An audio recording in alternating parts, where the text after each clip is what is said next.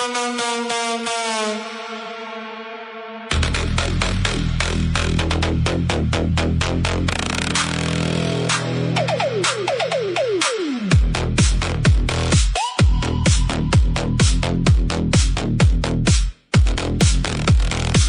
the city lights where the rhythm takes flight, MCCossyG rocking those Velcro shoes tight.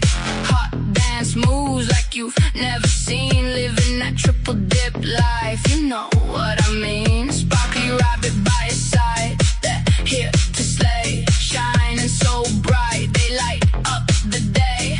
Nothing but style, ain't nobody got beef, but the hood boogers lurking, they need a little relief. MCCossyG in the cars groove we sway, dancing on the beat like we own the ballet. Triple dip retirement, living our best. When the haters come around, we ain't second best. Randall cry, farting, crying, Brian Sue.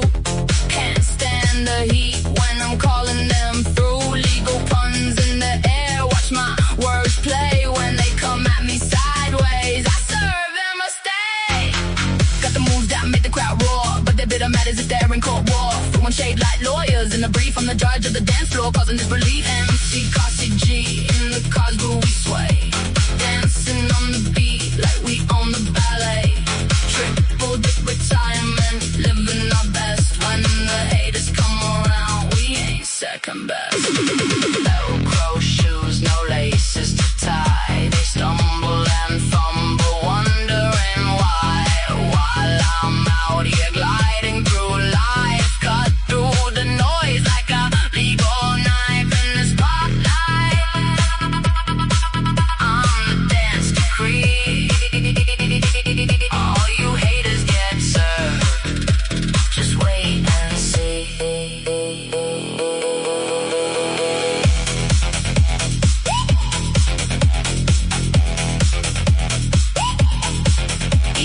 Step in my lane, I'm cruising on by with my sparkly rabbit wear, aiming for the sky, reach every miss a party. Not just a phase while the haters throw shade, I'll be basking in rays. MCCossyG puts the fun in the law, so watch I cry far, you don't know what's in store. With a wave and a wink, I'll call you back later in the court of the dance floor. I'll be the skater.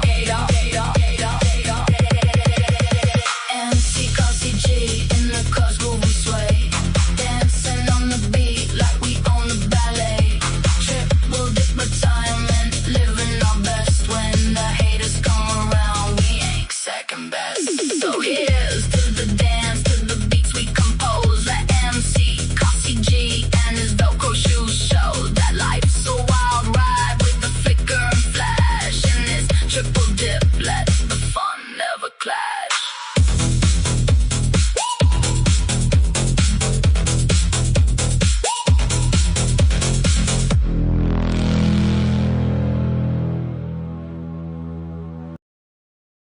Yeah, just entertainment. Yo, I'm the man in charge, triple dip justice. My reach is large, indicting T-Rex arms. Yeah, they on display. Short reach, big mess on a public way. Yo, adjust your antennas, tune in tight. Cossy rules the bench, I'm the law tonight. Be so high, they touch the sky. The joke ain't over, just watch me fly. Adjust your antennas, tune in tight. Cossy rules the bench, I'm the law tonight. Be so high, they touch the sky. The joke ain't over, just watch me fly. Advanced years, wisdom stacked. Try me once, no turning back. James Jackson ordered, case dismissed. CossyG strikes, you won't resist. Order in the court, the rhythm pounds. Justice echoes, breaking bounds. Prosecutor by day, mic in hand by night. Adjust your antennas, I'm the signal, alright. Antennas, tune in tight. Cossy rules the bench, I'm the law tonight. Be so high, they touch the sky. The joke ain't over, just watch me fly. Yeah, adjust your antennas, tune in tight. Cossy rules the bench. All right, people. Thanks for sitting through my my intro that's growing longer by the day, almost to glare levels, if you will. So tonight we're going to be talking to the great and powerful Rosalyn Duke. the JFK assassination, something I've been interested in a long time. Since my mom told me about this, when she was sent home from school, I don't remember what grade she was in, but they sent her home from school, and they said, the president has been assassinated,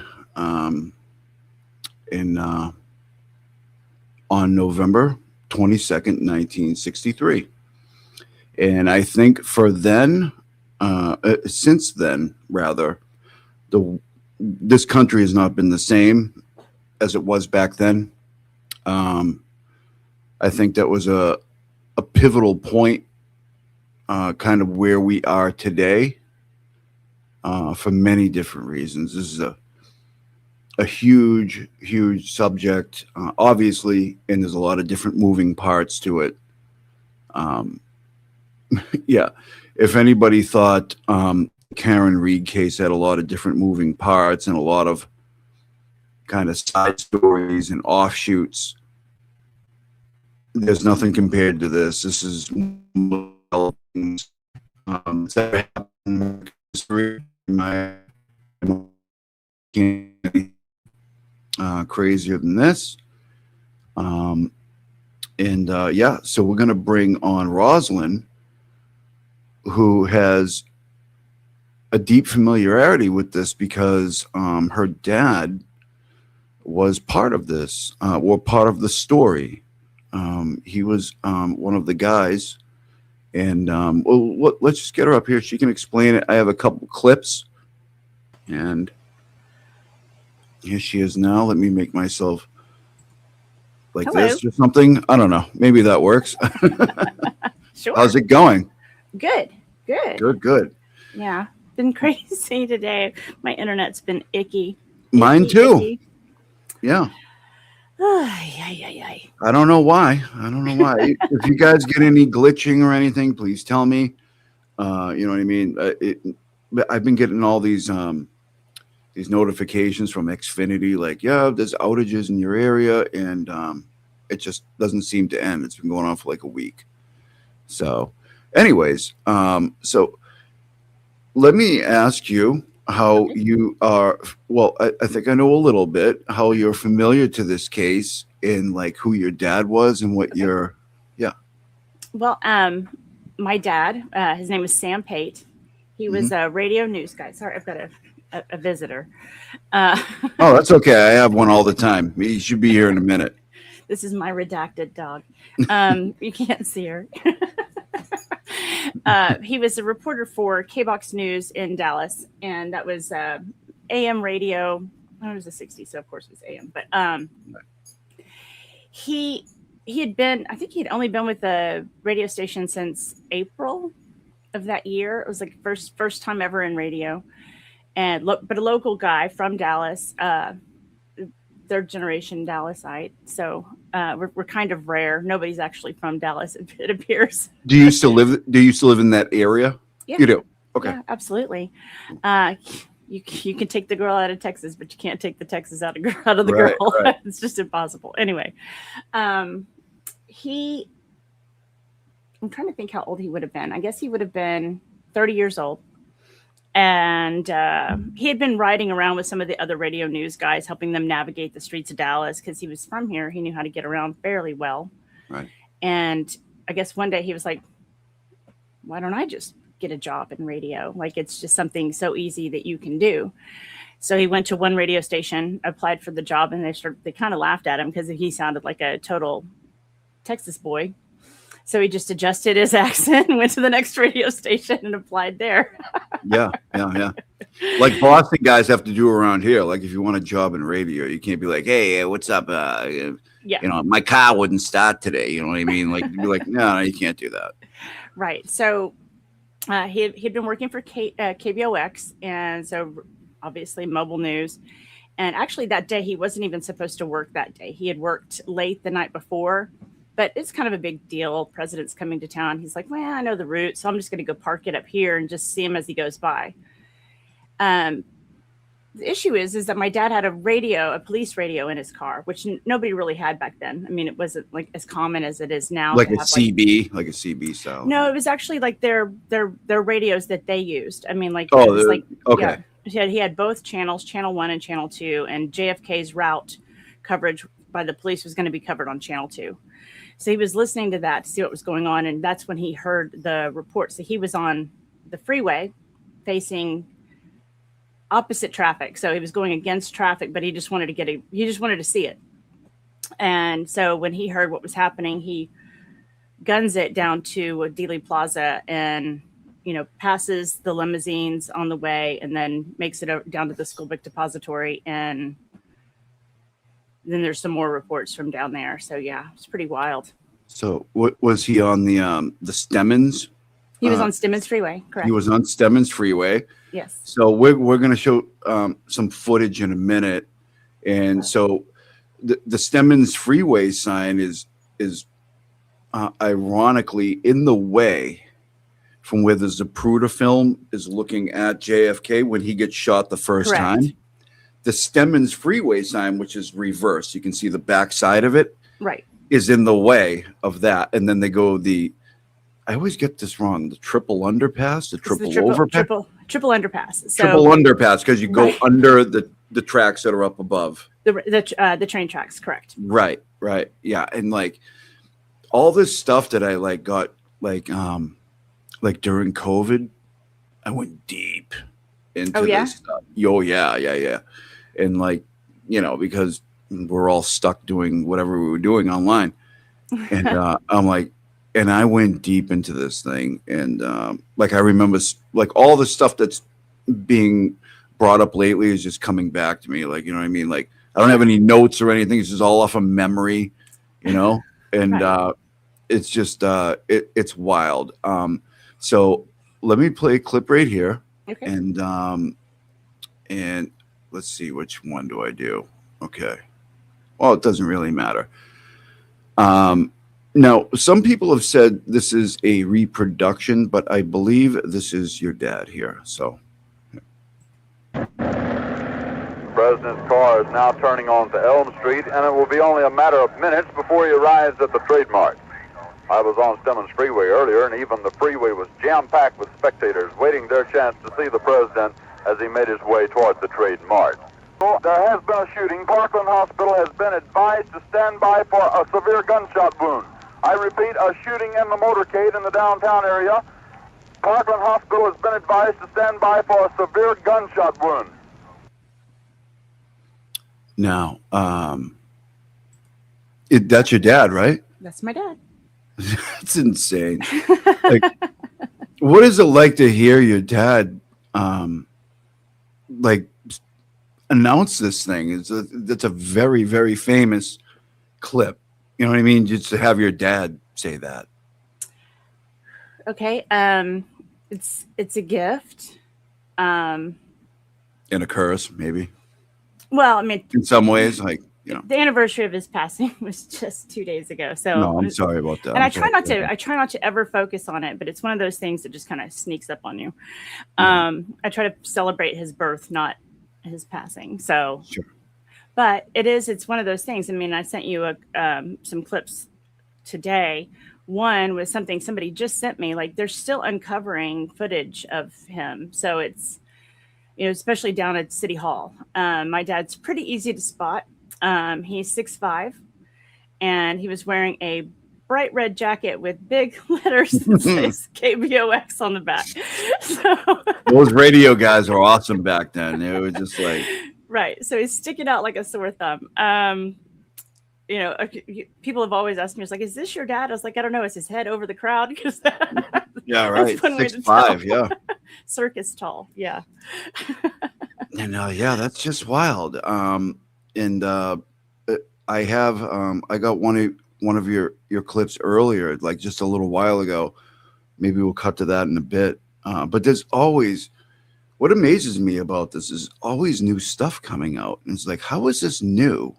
I mean, this is 1963, and we're hearing, a lot of the stuff is a lot of the same stuff packaged differently. You know what I mean? Sure. But a lot of it is like, wow, I never heard that before. And it's like, how is it even possible? It's been so long, Right. you know? Well, people are passing away, and I know a lot of it happens, the radio stations around town or outside of town on the outskirts. I mean, some of the stuff that's come out of there was like, wow. I mean, like somebody's just been sitting on it. There was interviews with my dad that I had never heard before. It just came out in the past 2 years or 3 years rather. So it's just sort of like, wow, you guys are just really sitting down on it, aren't you? Why is my question, but I think people Right. forget they have it. I mean, it's like, do you know everything you have? Yeah. Yeah. It's amazing. And, you know, w- I'm not going to get political here, but when I heard Trump talk about it, Rogan asked him about it.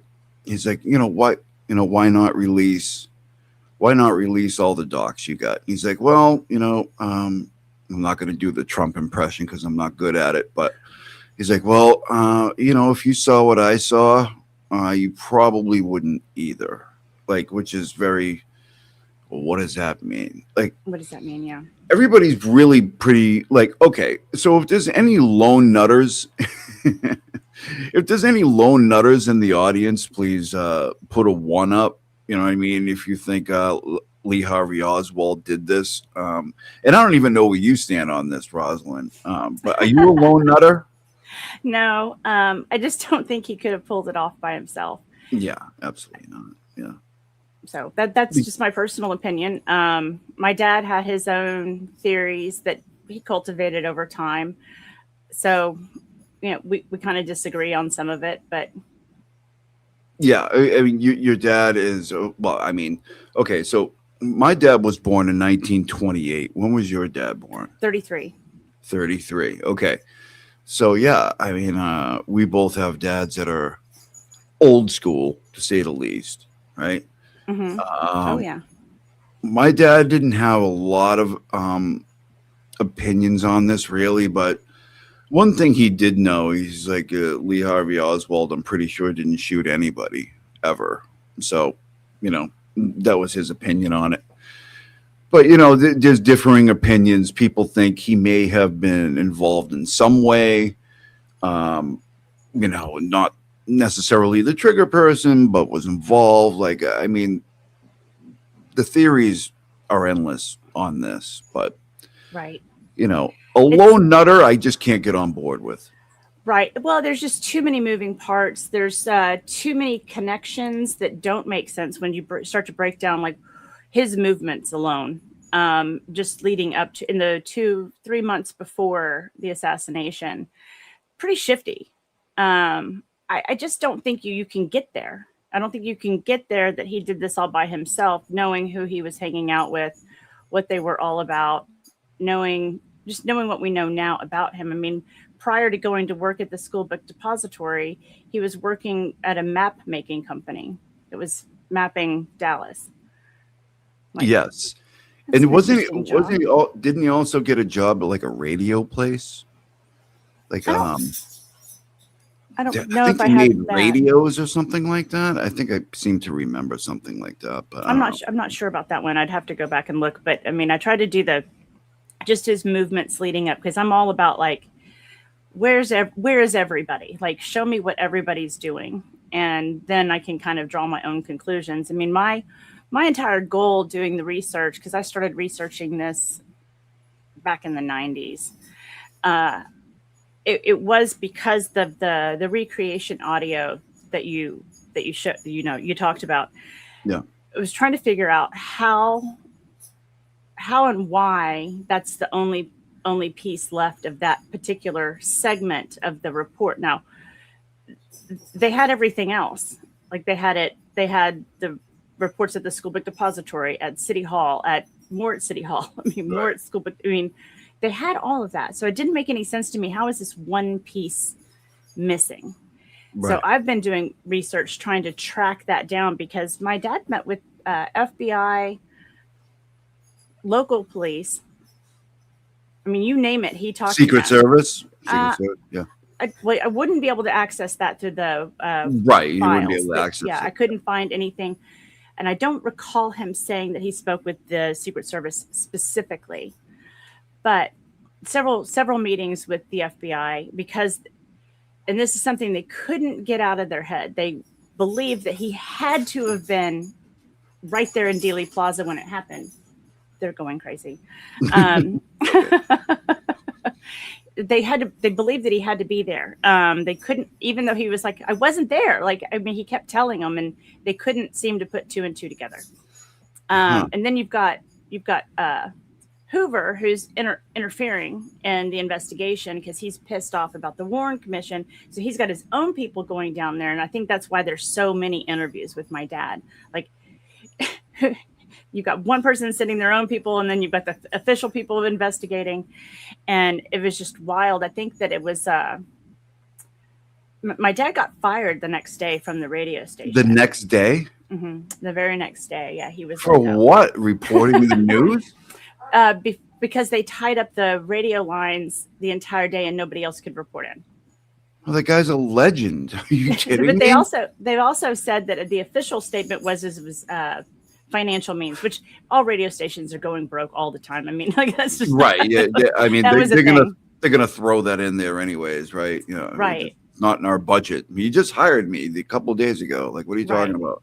So they I guess fired him. Wow. Yeah, so when they came to pick up all the tapes, because, you know, it was reel to reel back then, everything was recorded. Yeah. And I think they're supposed to keep like a couple of months worth of stuff just in case for whatever reason. And of course they keep stuff that's important because of the awards and all of that later. Like, you know, you got to toot your own horn with your stuff. Right. And they came to get it all. And they came back asking for that particular piece because that one they couldn't seem to locate it. And it was very bizarre, very bizarre. So they did ask my dad, and I believe Ron Jenkins, who was another reporter at the station, to kind of recreate it for the there's an album. I think I've got it somewhere. It's 4 Days That Shocked the World, and it just covers every bit of news that was covered for all that entire weekend. It's just wild. So they wanted it for that. Wow, there was so much wrong. So much wrong with this whole thing. I mean, that's just a piece that you're talking about, like related to your dad, right? Who was just a radio guy, just reporting on exactly what he saw, and you know, he's being interviewed 1,000 times, being fired, like, right? What? Like, why? Like, right? It's so strange. There's so many things about this that are strange. I just saw a comment. Yeah, Dobie Gillis, it's crazy story has to release the Zapruder film. Well, that would have been debuted by Geraldo Rivera, I believe, right? Probably, in 1975. Right. Like, we're talking years later. Right. Yeah, that was for the House Select Committee on Assassinations. Yep, the House Committee, and then there would be, then they had later commissions. I keep forgetting the guy's name. There was the church. There was church. Was the one church. Of the, yeah. The church. The church. Whatever. I can't remember the name. The church investigation or something. I think it was just church. Yeah, church. That's just how I remember it. I can't remember what the whole thing was. And then there was the House Select Committee on House Select Committee on it. I devoted all of my memory for that name. And there was one later too. The guy Doug, I can't remember his last name, was a part of. I can't remember. There's probably been quite a few. But those were the most notorious, and I think that one was for prosecution. Was it in New Louisiana? Orleans? Yeah, New Orleans. Yeah. With Bannister and like the whole thing, and the fair play for Cuba. Remember that whole thing? Because that was the organization that Lee Harvey Oswald was giving pamphlets out to. Right. In New Orleans, and you got in a fight with that guy from the CIA office. Yeah. Yeah, and it just so happens that the fair play for Cuba organization has the same address as Bannister in downtown New Orleans. Same building, right? Yes. See, like, yeah, I'm just thinking of all these things. It's A crazy. lot. It's a I lot. know it's a lot. I mean, when people talk about how complicated it is to keep up with the Kieran Reed crowd, I'm like, not even close. Listen, we're not even in the same neighborhood at all. It feels like it sometimes, though. I get it, because it's like I need flashcards. And I think somebody actually did. They started making not trading cards. I don't want to say it like that, but trading cards, for lack of a better term. But it's all JFK related. We could make some garbage pail kids cards out of the JFKs. Oh no! like yeah, like I don't know. I'm seeing stuff on the screen. Like Alan Dulles is the biggest piece of shit maybe of all time. Oh like, yeah. Oh, for sure. I can't stand that guy. Like he had as big as a part in this assassination than anybody, in my opinion.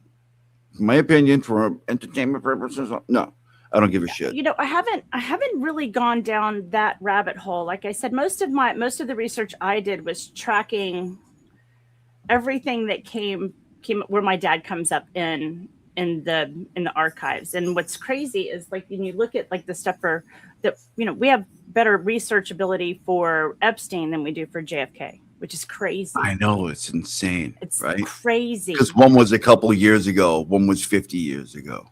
Yeah, but you would think at this point somebody would be over there making sure that this stuff is searchable. Like they try to do a scan. It's very rough. Like you can't just type in my dad's name and it pull up all the documents. I have to literally go in and try to dig and find them.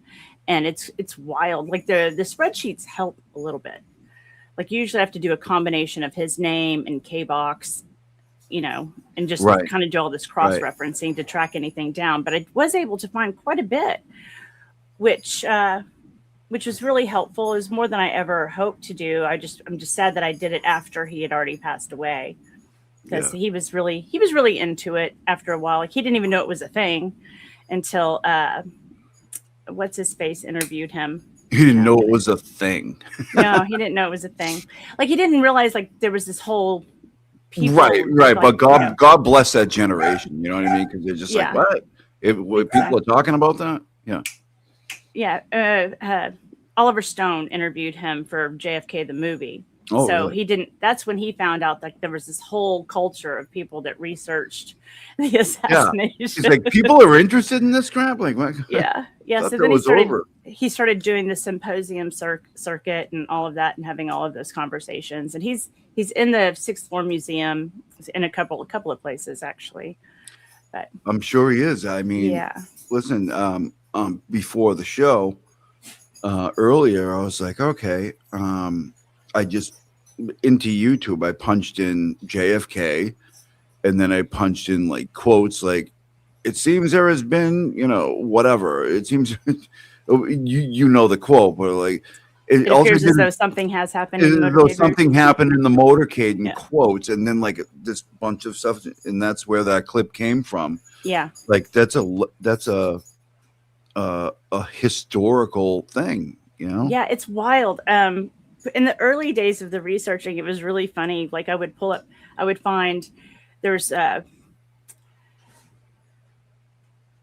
learning how to read books for adults. So like second English as a second language, and it's in there, and they're like trying to conjugate out the statement. I was like, what is happening? Yeah. This is the craziest thing ever. But there's also, he's in some music. I think it was Kenny G uses the clip in some of his music. And then there's the Kaczynski, something Kenny like that. G, I hope you paid the man.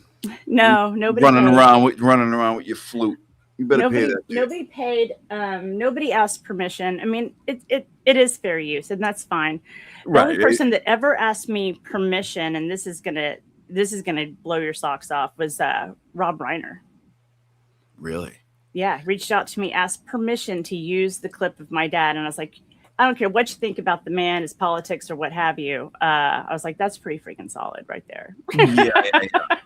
But actually, that's really funny because, okay, so I'm going to bring up a couple weird things real quick, okay?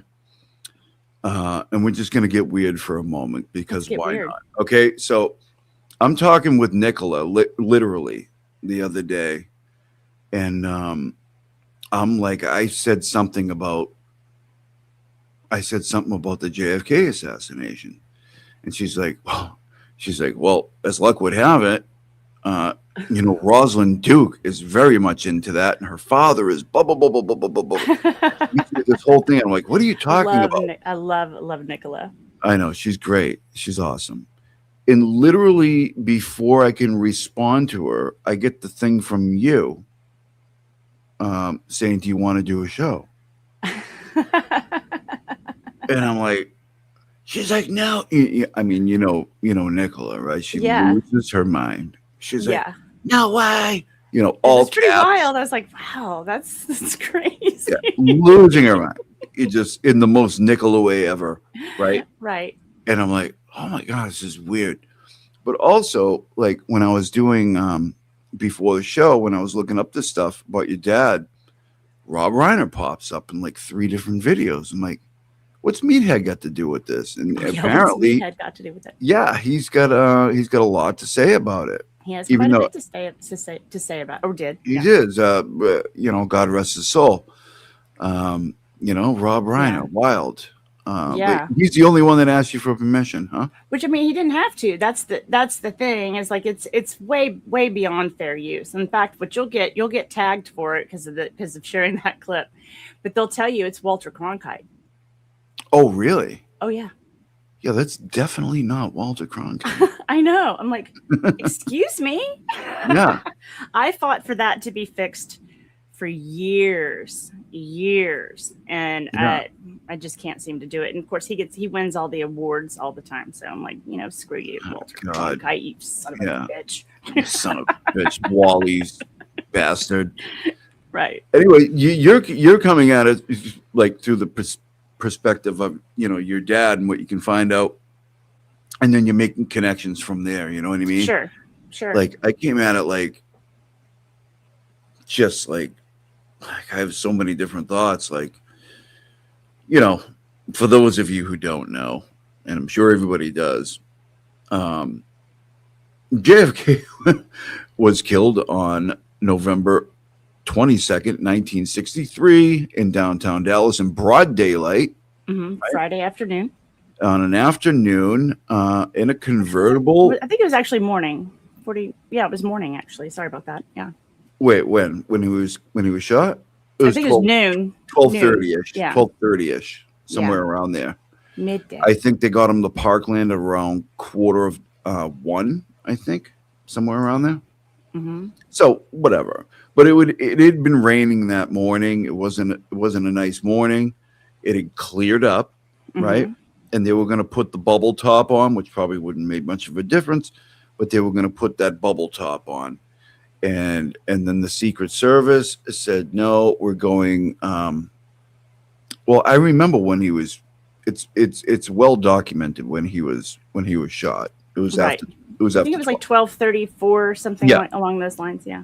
Yeah, and so I have a lot of questions. So, like, do you know Vince Palomera? Why would I know him? How would I know him? He's a Secret Service specialist. Gotcha. Yes. He is all about the Secret Service in their influence, if you will, on the whole thing. He has a lot of different, like I know Vince a little bit. We've gone back and forth. He's got a lot of anybody, you can check out Vince Palomera. He's got a couple of books out there. I think there's some shady things going all the way around, and like I don't care in which direction you point. I mean, there's so much. Oh, right? it brought out the worst in everybody. Oh my God. I would tell you what. I mean, even just, and this is one of the things like that I kind of harp on a little bit. Is like even with just how insignificant my dad is in this whole story. His journey through this little maze is wild. I mean, like everybody's screwing everything up. They're not handling it right, or they're something's going shifty, right? So like even the guy that worked for Colpix Records, which was Capitol Records, Sony Records, that's origin was Colpix. The guy that handled the audio for compiling all of that, they came and they took his stuff from him, and he was like, but I'm going to need this back. Like some of this stuff has to go to the archives. Some of this stuff has to go to the AP. Like you ain't getting it back. Yeah. Like nobody got it. I mean, like it was just gone, absolutely gone. So that's where I ended up very, very frustrated with the whole story. I was like, okay, so, but then I find this letter from Hoover, and Hoover says he's got it. I'm like, so where is it? So it's got to be in some of this stuff somewhere, right? Right. Yeah. Old J. Edgar working his. Oh yeah. So he's got his hands on it, and then it disappears again. No, I did eventually find like the box number with all the records that relate to my dad, and there's one box that they keep saying, just finally showed. It was like they couldn't find it. Then all of a sudden, this last release, it was that they gave out, it had been destroyed. I was like, what? Why? Like there's no indication as to why. Sometimes they'll say like destroyed duplicate or what have you. There's no notes on it, just destroyed. Just nothing. So also, and I can't think of her name. There was many Marys involved. Remember the footage from Mary something, who got a very, very clear view of the assassination. Mary Farrell? No, it wasn't Mary Farrell. It was Mary. There's a lot of Marys. I'm gonna have to think. There's a lot of Marys involved. Yeah. Anyways, they come and confiscated her camera. Oh. And took the footage and never gave it back. Yeah. And they're just like, they were very brazen about it too. Like, oh, I ain't giving you. We're not giving it back to you. Sorry, Mary. God, I'm terrible with names. I'd have to go and look. I'd have to go. I'm usually good with this subject. I mean, there's so many. And there's so many. So let's let's kind of go through it a little bit here, just like as I'm thinking about it. So, what do you think? What do you think about the shooting itself? Like the shooting itself. Yeah, and you know what? Let me play a clip real quick, okay?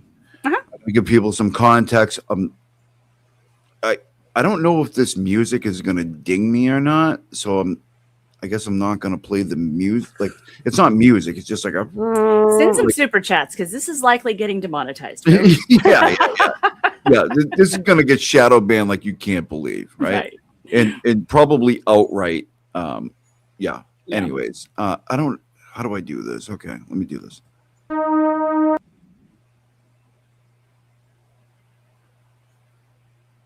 Yeah, I don't want to play that audio. Okay, so there is the Stemmons freeway sign, correct? Okay. That's right. That's the one that's like telling you to go northbound. Yep. And so now, as you know, luck or irony would have it, right? He gets shot for the first time while behind this sign, right? Boom. Okay. So he's already bringing his hands up like this. Throat. Like this. And apparently Jackie looks over him. She's like, what's wrong with you? You know what I mean? Like, what's going on? So he's already hit. He's already hit right here. She's looking at him. She's like, what's up, Jack? He's like, I don't know. I don't feel so good, you know? And then, so you got these people over here, eyewitnesses to the whole thing, obviously. And let's keep going. This is getting demonetized. Totally. Yeah. And there's Clint Hill. And there's Clint Hill, Secret Service agent, running on the back of the car. Almost didn't make it, right? Definitely almost did not make it onto the back of the car because he was Jackie's personal Secret Service agent. Right. Clint Hill. He wasn't Jack's agent. He was her personal agent. It's already getting demonetized. I got it. Boom. Yeah. You're going to tell me that came from the back? Right. It doesn't make any sense.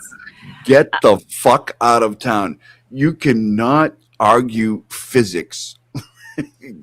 No. I mean, it doesn't make any sense. And it would be one thing if he was gunning the gas on the car, right? To make you lean back like that, maybe. Right.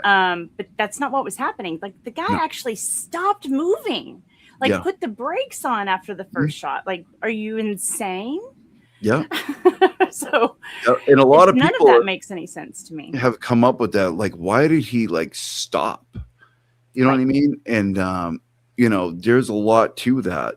You know, I mean, I don't know. That's but right. 'Cause he was the one shooting, right? Like, Right. Oh, yeah. Also, it was the driver that did it. Yeah, it's Yeah. the driver that turned driver around did and it. did one. Get the fuck out of town and get out of here with that shit. Or I watched that other doc. What was it called? Case Closed or something like that. It was the guy in the back in the back car with an AR-15 that accidentally did it. yeah, He's like, oh, it was a hiccup. twice. Boom. Actually, 3 shots. Yeah. I don't know about that. Yeah, there's a little bit of a problem with that. Yeah, there's a big problem with that. Right, because Jesus Christ. But anyways, three shots, boom, boom, boom. Like that. Right. It was like they weren't spaced out like boom, boom, boom. It was like boom, Correct. Yeah. boom, boom. Like, how do you make the boom boom happen if you have to Multiple do shooters. the whole thing, but you know, with the rifle, with the Mannlicher Carcano Italian what do you call it? Surplus rifle from World War II, right? But It doesn't make any sense. but It which was never worse, has. which was first a Mauser German rifle. Right. As it was taken off the roof, it was said to be a Mauser German rifle, right? And then later turned into a Italian Mannlicher Carcano Yeah. rifle with bad scope and stuff like that. So Except it was the 6th floor, not the roof. So it was the yeah, the the 6th corner of floor the building. But Yeah. Why do I remember? Okay, so yeah, so they got it out of the 6th floor supposedly, right? Correct. But what do I remember from the roof? Didn't they extract bullets from like unspent bullets from a roof at some point? Not that I'm aware of. There was one bullet found in the sidewalk. Okay, was that do you remember the guy Teague? Remember the guy that got the ricochet? The ricochet. Yeah. Yes. He was across he was across the street. Which proves there was more than one. the amount of shots that they said there was, because Yeah, they said it was just one. One shot. because this guy got a ricochet off the sidewalk and hit him in the eye. He went to the hospital for it, right? I think he went to Parkland. He either would have gone to Parkland or Methodist. Yeah. And you know, and then there's so much more, you know what I mean? There's the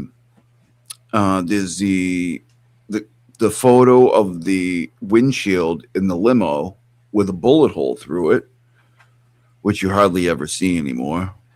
I saw that, and it's like, where did that come from? It's like, have you ever seen that one? Yeah, exactly, dog. I agree with you. I agree. No. No? I've heard a lot of stuff, and I haven't always followed all the little rabbit holes. But I've been down in Dealey Plaza numerous times, and you can see, or you used to be able to see, where the bullet was, where the bullet was in the sidewalk.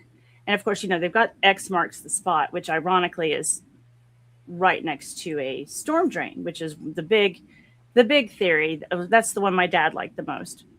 Your dad liked that the most, huh? Mm-hmm. The storm drain, huh? Storm drain? Yeah. Damn, I don't see how that happens, though.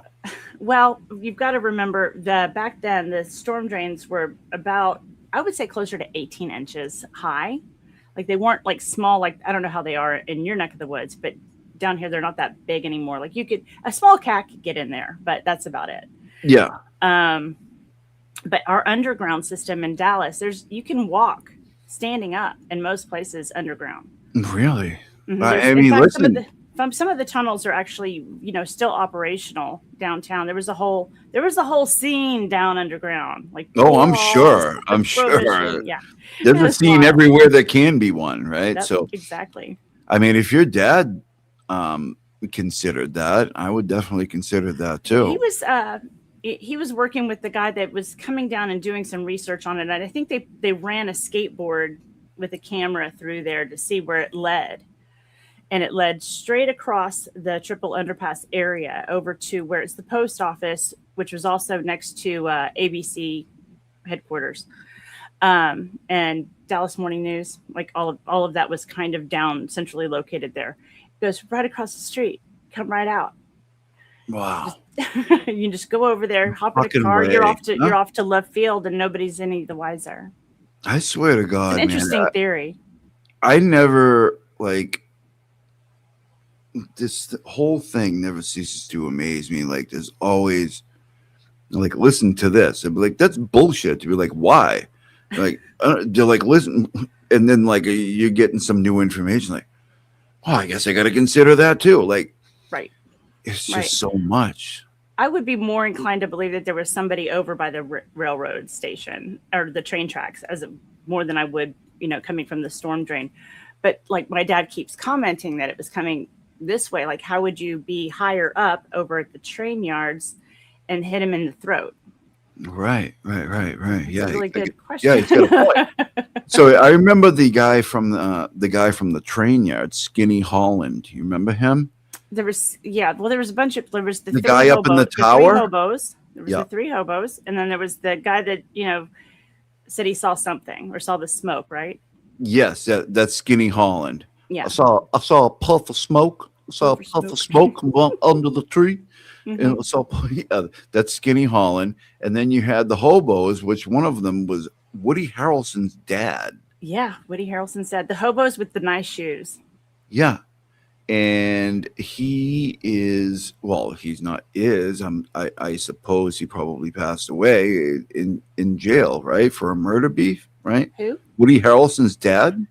Was he in prison the whole time? Yeah, I think so. I wasn't sure about that. I wasn't sure. I could be mistaken, but I think he was convicted of moita. I'm pretty sure. Yeah, he was a hired man. Let's just say it that way. Yeah, and there's a lot of hire. Yep, there's a lot of speculations on those the tramps. You know what I mean? That's hobos the tramps, right? Yeah, tramps, hobos with the nice shoes.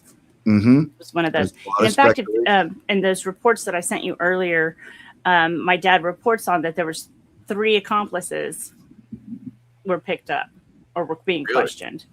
But that's who that's a reference to, because that was coming across the radio as well. There's 3 men that are being detained. Yeah, you sent me some stuff that I haven't even checked out yet because I'm so horrible. No, that's okay. That one I put together that has all of the audio clips from that day. It's just one piece. It's a standalone. Oh, wait a minute. Okay, I got that. Yeah, let me. The other one I sent you was one that somebody just sent me just recently that shows him down at City Hall for the press conference.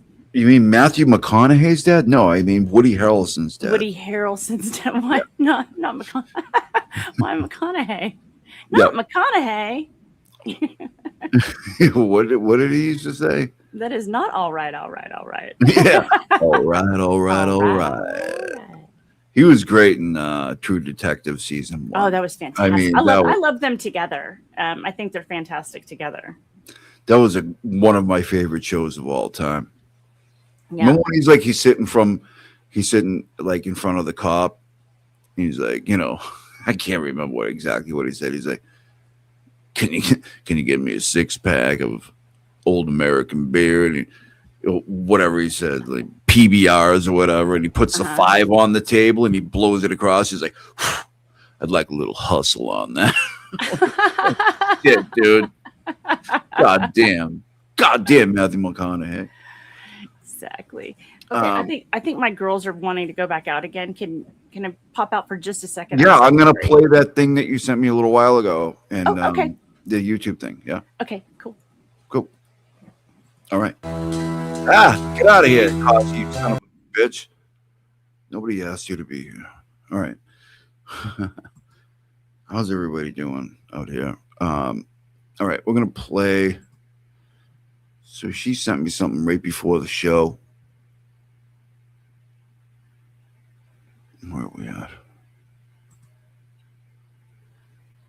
And this is a compilation of her dad's stuff, I think. All right.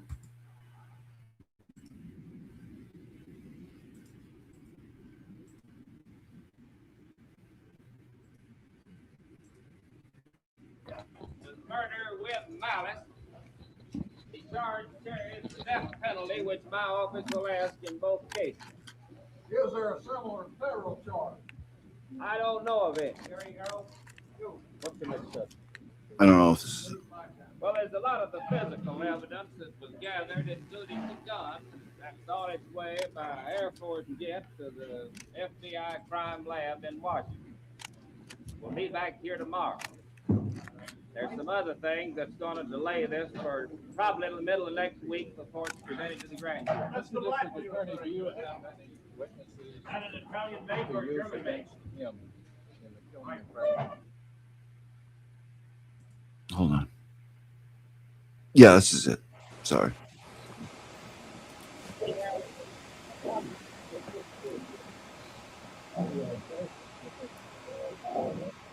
the fuck is it? So you can barely see his head sticking up. He's in front of the camera, so it's kind of hard to see him. So where's your dad here? See, there's a cameraman right there. You can see that, but he's right in front of it. So like right around the 28-minute mark, you can see him poke his head out. I mean, like it's not a big thing. It's just one of those weird things. People are like, "Hey, I think I found your dad." I'm like,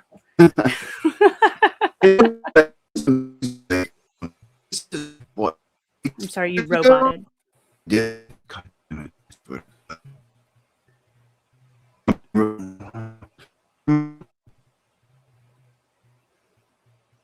Can you hear me? You're still a little robot-y. Fucking bullshit. I swear to God. I pay some. Oh my God. I get it.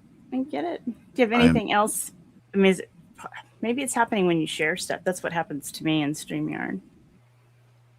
It's ridiculous that I can't do this with the amount I pay for internet. It's ridiculous. But anyways, your dad is here, and so he's right in front of the cameraman. So like as it starts to, as you can start to move, and I find myself like trying to look around people. like, can you just move? yeah. Anyways, what I was getting to, it's amazing how like clear the audio is, and like look at even the camera work. It's like it looks like it was done yesterday. And meanwhile, I'm roboting here trying to share this 60 years later. What the fuck, man? So annoying. Right? Oh my God. All right, let's play it. So the 15 people are the police officer, the president's killing. Oh, do you have anything to indicate why this man killed the president if he so did? Modi. Well, he was a member of the Free Cuban movement.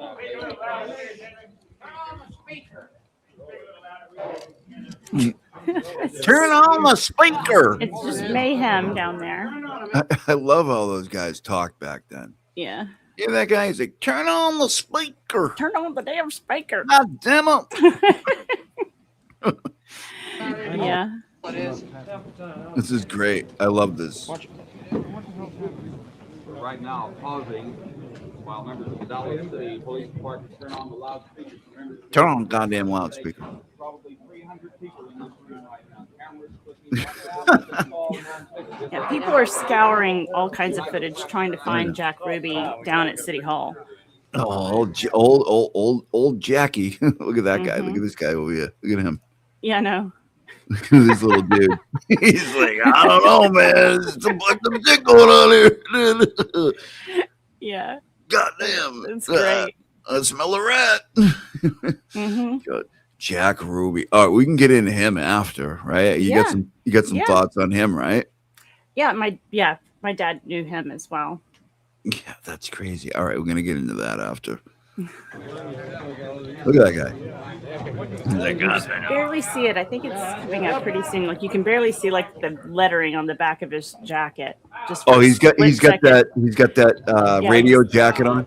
Yeah, like his head is just like he's leaning over, so he looks like he's not all that tall, but right. But you can barely see him.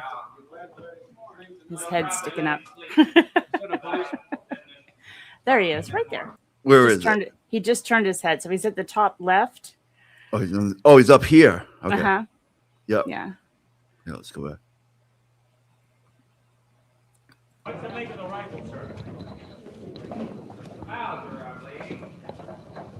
So there he's on the right, and then it pans back over, and he's over on the left. Yeah. No, we have further questioning to do. Now, we'll probably let him sleep. Is that him right there? Yes, that's him. Next to the camera here, up here? Yeah, that's him. Yeah. You can know he's the furthest away and he's the tallest guy. Circus tall. I'm telling you. Yeah, that's funny.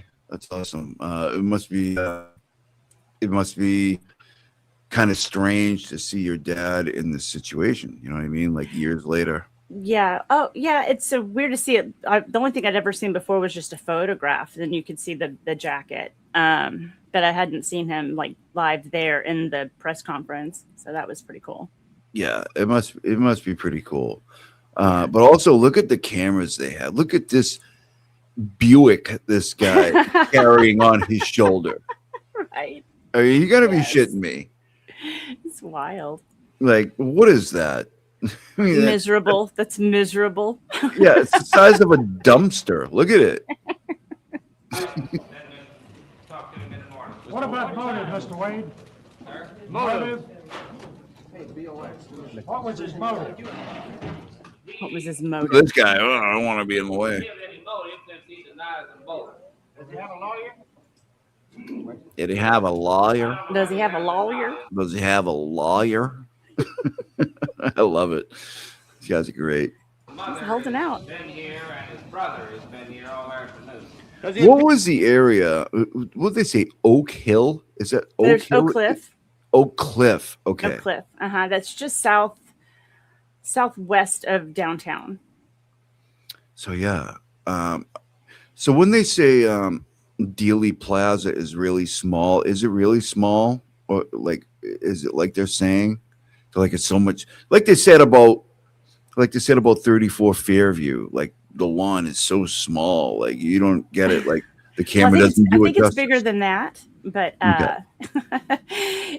it's not a big area. I mean, it's basically the three main streets that go through downtown all converge into that one, or the three main streets that used to be, they used to comprise downtown.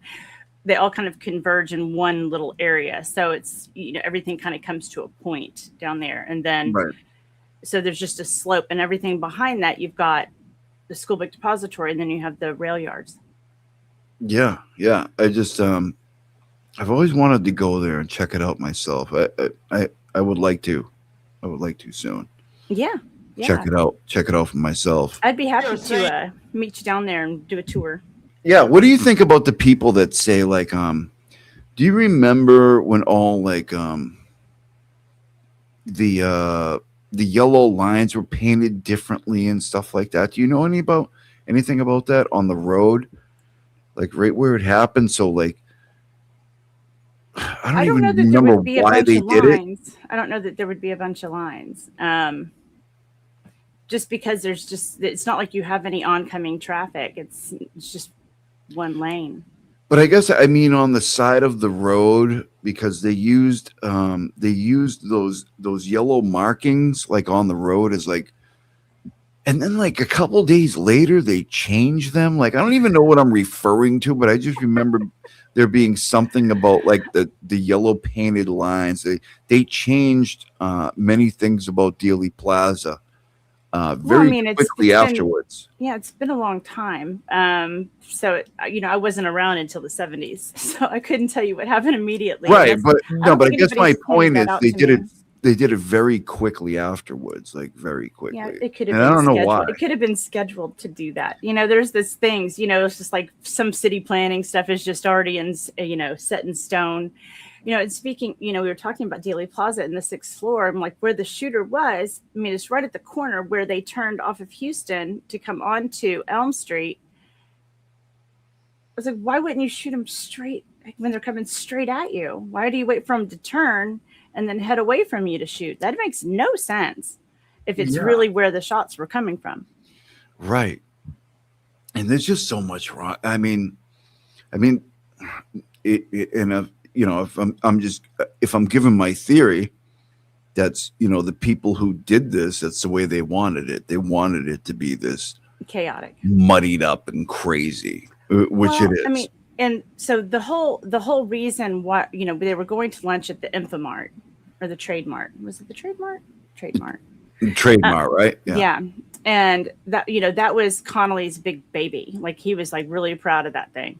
Yeah. And so getting everybody over there was a big deal. Now they were originally supposed to go to lunch down at Fair Park, which is opposite direction. Like if you're going to downtown, you'd go the opposite and side. Out of the way. Yeah. Mm-hmm. Yeah. So that change was done very much like within two weeks prior to the assassination. Yeah, and also, what about the barbecue? There was going to be a barbecue at yep, at the ranch. Yeah, and supposedly, if this didn't work out, that was going to be the venue. And I'm conflicted. I'm very conflicted over that because as I can't imagine spending the kind of money that Lady Bird and LBJ did to spruce up the ranch just for their visit if they knew he was going to be dead. Yeah. I mean, I am, not quite there on the LBJ thing on the connection, but I'm pretty close. Like, I don't know. I get it. Usually in history, whoever takes out number one is usually number two. Number two. Right. To become number one. Yeah. Historically, that's the case. And that's Occam's razor. That's Occam's right. razor, right? Exactly. So I get that part. But to think that LBJ knew about it ahead of time, would he have really invested the money? And then some people said, well, what a great cover. You invest the money. I'm like, oh, okay, well, fair enough. So what happened? He had fuck you money though, too. You know what I mean? Like he did. Yeah. I mean, I would think if anybody, it would have been Lady Bird's the nastier one out of the two of them. So. Poor Lady Bird. She's a piece of work.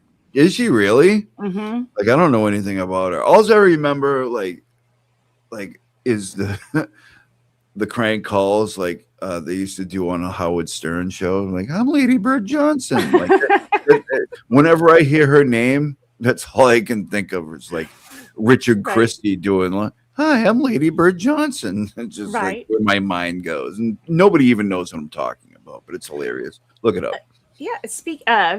Fletcher was talking about the curtain rod story too, and I was like, "Well, I mean, what's his name?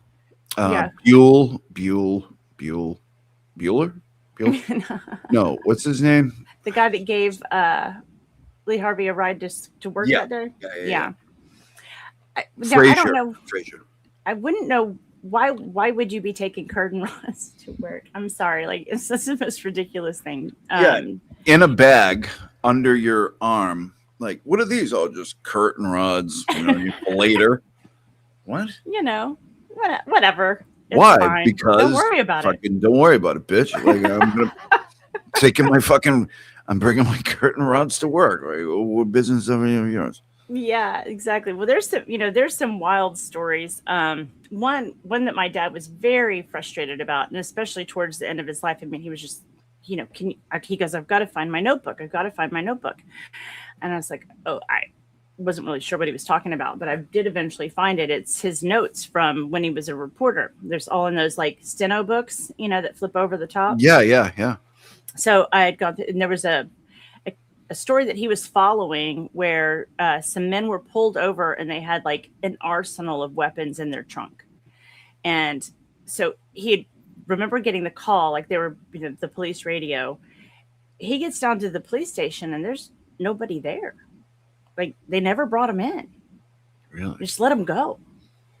I'm like, that's a weird one. The only person that has ever corroborated that story, and I cannot remember her. God, so bad. The lady that went down there to seduce Castro.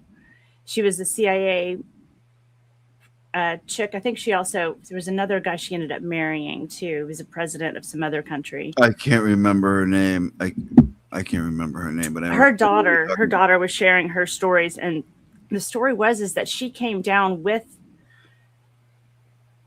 a group of guys, and the thing that stuck out to me was because she said they went to a diner. Well, I know what diner they went to. I mean, that was Lucas B&B. That's, if you were meeting Jack Ruby, that's where you were going to meet him. I mean, that's where he would be every day. And she said that she met with Jack Ruby and Oswald were together. Oh, I remember this story. I remember it. Well, what they were doing is they were bringing a trunk full of weapons. And I was just like, I mean, my ears just perked way up. I was like, wait a minute. That might have been the connection. But she was sent home because Jack didn't want to work with women. Yeah, he was. All right, let's talk about Jack Ruby. Okay, I didn't mean to derail you. Let's talk about Jacob for a minute, right? I mean, damn. I mean, this guy. I mean, the characters in this thing, right? You just can't. You could never fabricate. You could never make up. I mean, let's say, for instance, like I can't even think of his name, so I don't even know why I said it. But the guy with the crazy eyebrows, the JFK guy, the guy with the crazy eyebrows, what the fuck was his name? I can't think of it right now. But, down in New Orleans. Yes, but that guy, somebody will come up with it in a minute, but goddamn. Right. But just like all these characters, he's just one of them. And David Ferry. David Ferry, that's correct. Yes. There you go. Ferry. Go take a look at David Ferry and tell me that's a real person. You know what I mean? Like, what the fuck is this, AI or something like that? I'm like, no, he's a real dude, and he was part of this shit. It's so nuts. He's a mess. I know, man. He was so crazy. Like, look at that guy. You think, Lauren True Crime's eyebrows are messed up? Look at this dude. Yeah, no, that guy's got some great eyebrows. Give you a run for your money, HTC. But anyways, yeah, no. So Jack Ruby, right? I guess, how did your dad know him? Well, my dad also hung out at Lucas B&B. So Pete Lucas was the owner of the diner, and he was Greek descent. So there's a huge Greek group in Dallas, and he's like almost every male born in Greek in Dallas is named after him. One of their names is Peter. So it's like it's everybody knows him. Everybody's related. Yeah. But he married a Campisi. So there was big meeting place was Lucas B&B, and it was on the corner of Lemon Avenue and Oak Lawn, which is not far from Dealey Plaza. I mean, in the big scheme of things, it's not close, but it's not far. But I mean, I used to go, and my dad used to take me all the time, and Pete was still alive and still running it. I mean, like I remember having, scooting into the booth and playing with the music thing and flipping the thing. You the little jukebox thing on the side. Yeah, I love the little that. miniature jukebox. Mm-hmm. I mean, I remember it vividly, but that's where he met Jack. And so my dad was friends with Pete, and Pete had a Black Panther, and my dad had a lion. And so they would take them to Jack's strip clubs for shows. A literal? Yeah. What do you mean they had a Black Panther and a lion? He had a Black Panther. This guy had a lion. This guy had a Black Panther. You fucking kid. Like, I thought you meant like a figurine. Like, no, Black Panther, and my dad had a lion. Your dad had a lion? Mm-hmm. Her name was Sandy. Yeah, Where did he keep Sandy? in the backyard. In the backyard? Yes. Get the fuck out of here, dude. I've got pictures. You got pictures of Sandy? Mm-hmm. Oh my good lord. Yeah. And What kind of fence do you have to have for a Sandy? Huh? you didn't need a fence. You needed a Because baseball bat. Brando, that little son of a bitch that's sleeping in the other room, if he wants to climb a fence in 2.5 seconds, he can. Forget about Sandy. Okay. Oh, there's a great story about Sandy and the new neighbors. Oh my God. We got to get into this shit. I'm telling you right now, this is going to be we're going to have to do 2 shows a week from now on. Right. So they would do parades, they would do strip shows or performances with the girls at the clubs. I mean, completely Sure, why chill not? cats, whatever. So that's kind of how, got to know Jack a little bit.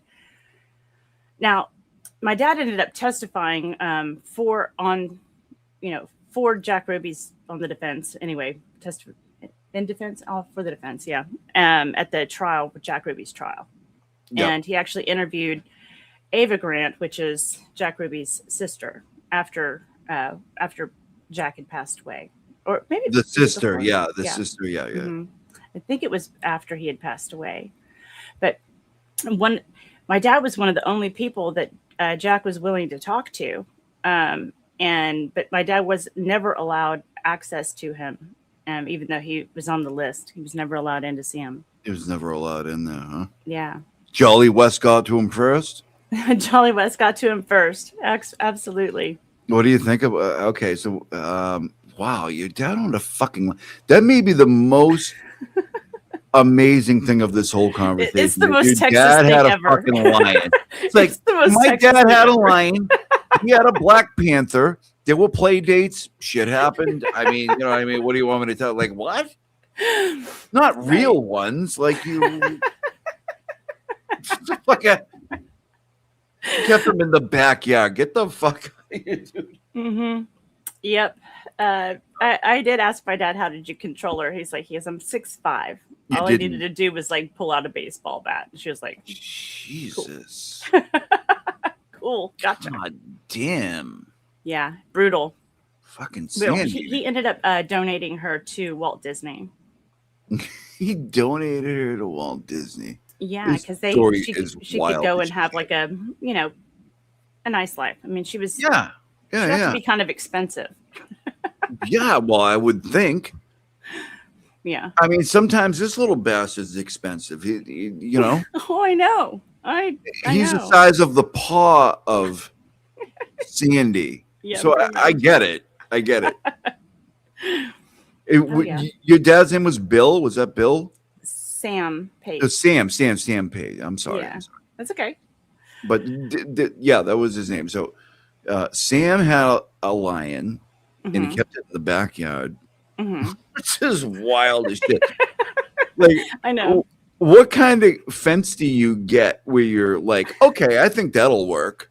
It's like, no, because I think it can be over that in 2 seconds if it wants to. You know what I mean? Like, Yeah. Oh, yeah. Yeah. Oh, and do you remember what kind of, how big was the fence? It probably wasn't that big. It probably wasn't that was it a big. I mean, picket I'm fence? trying to remember if it was like probably a 6-foot fence. A 6-foot fence. Yeah. Literally the size of the thing. It could just like do a mini leap And it be did. like, bink on the other. And it did. Yeah. All right, let's hear about it. Okay. So the house next door had been vacant for a long time. And then finally somebody bought it, moved in. Well, Yeah. my dad wasn't home. And Sandy got curious. So she jumped the fence, goes into the back door, and just lays down on their couch. Oh my fucking God.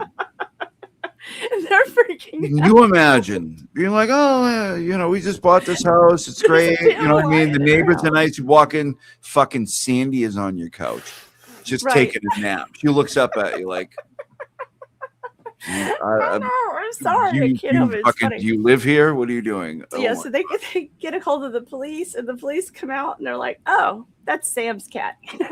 Yeah, don't worry about it. She don't need much. Right. So they're like, we'll get him over here. So he had to go home and get Sandy off the couch. You have to be kidding me. Jesus. I'm sure you're just like, what have we done? Oh my God. Did you have dealings with Sandy? Did you? No, he had already donated. My sister did. I didn't. Because my sister's 20 years older than me. It says, yeah, you have a family like me. Like my dad had me later on in life. Your I have kid, like my kid, our kid. sisters and real brothers. You Yeah. know what I mean? Like there's a whole thing going on. But Yeah, it's a whole thing. I mean, there was another story of one time. Let me see. Can I tell this story? absolutely, go ahead. No, I'm not sure if I can. I'm like, I don't know how to tell it without. It's the South. I don't know what to tell you. Go ahead. Okay, so my dad had a Cadillac, and he was riding around with Sandy, and he was up at a stoplight, and a little boy came up to him, and I'm not going to do the accent. He was like, "Oh, it's a nice car. Oh, can I go for a ride?" My dad leans over, opens the door, and he's like, "Sure, hop in." The kid like looks in and is like, "No, No, sir. no, No, sir. thank you. No, sir. No, sir."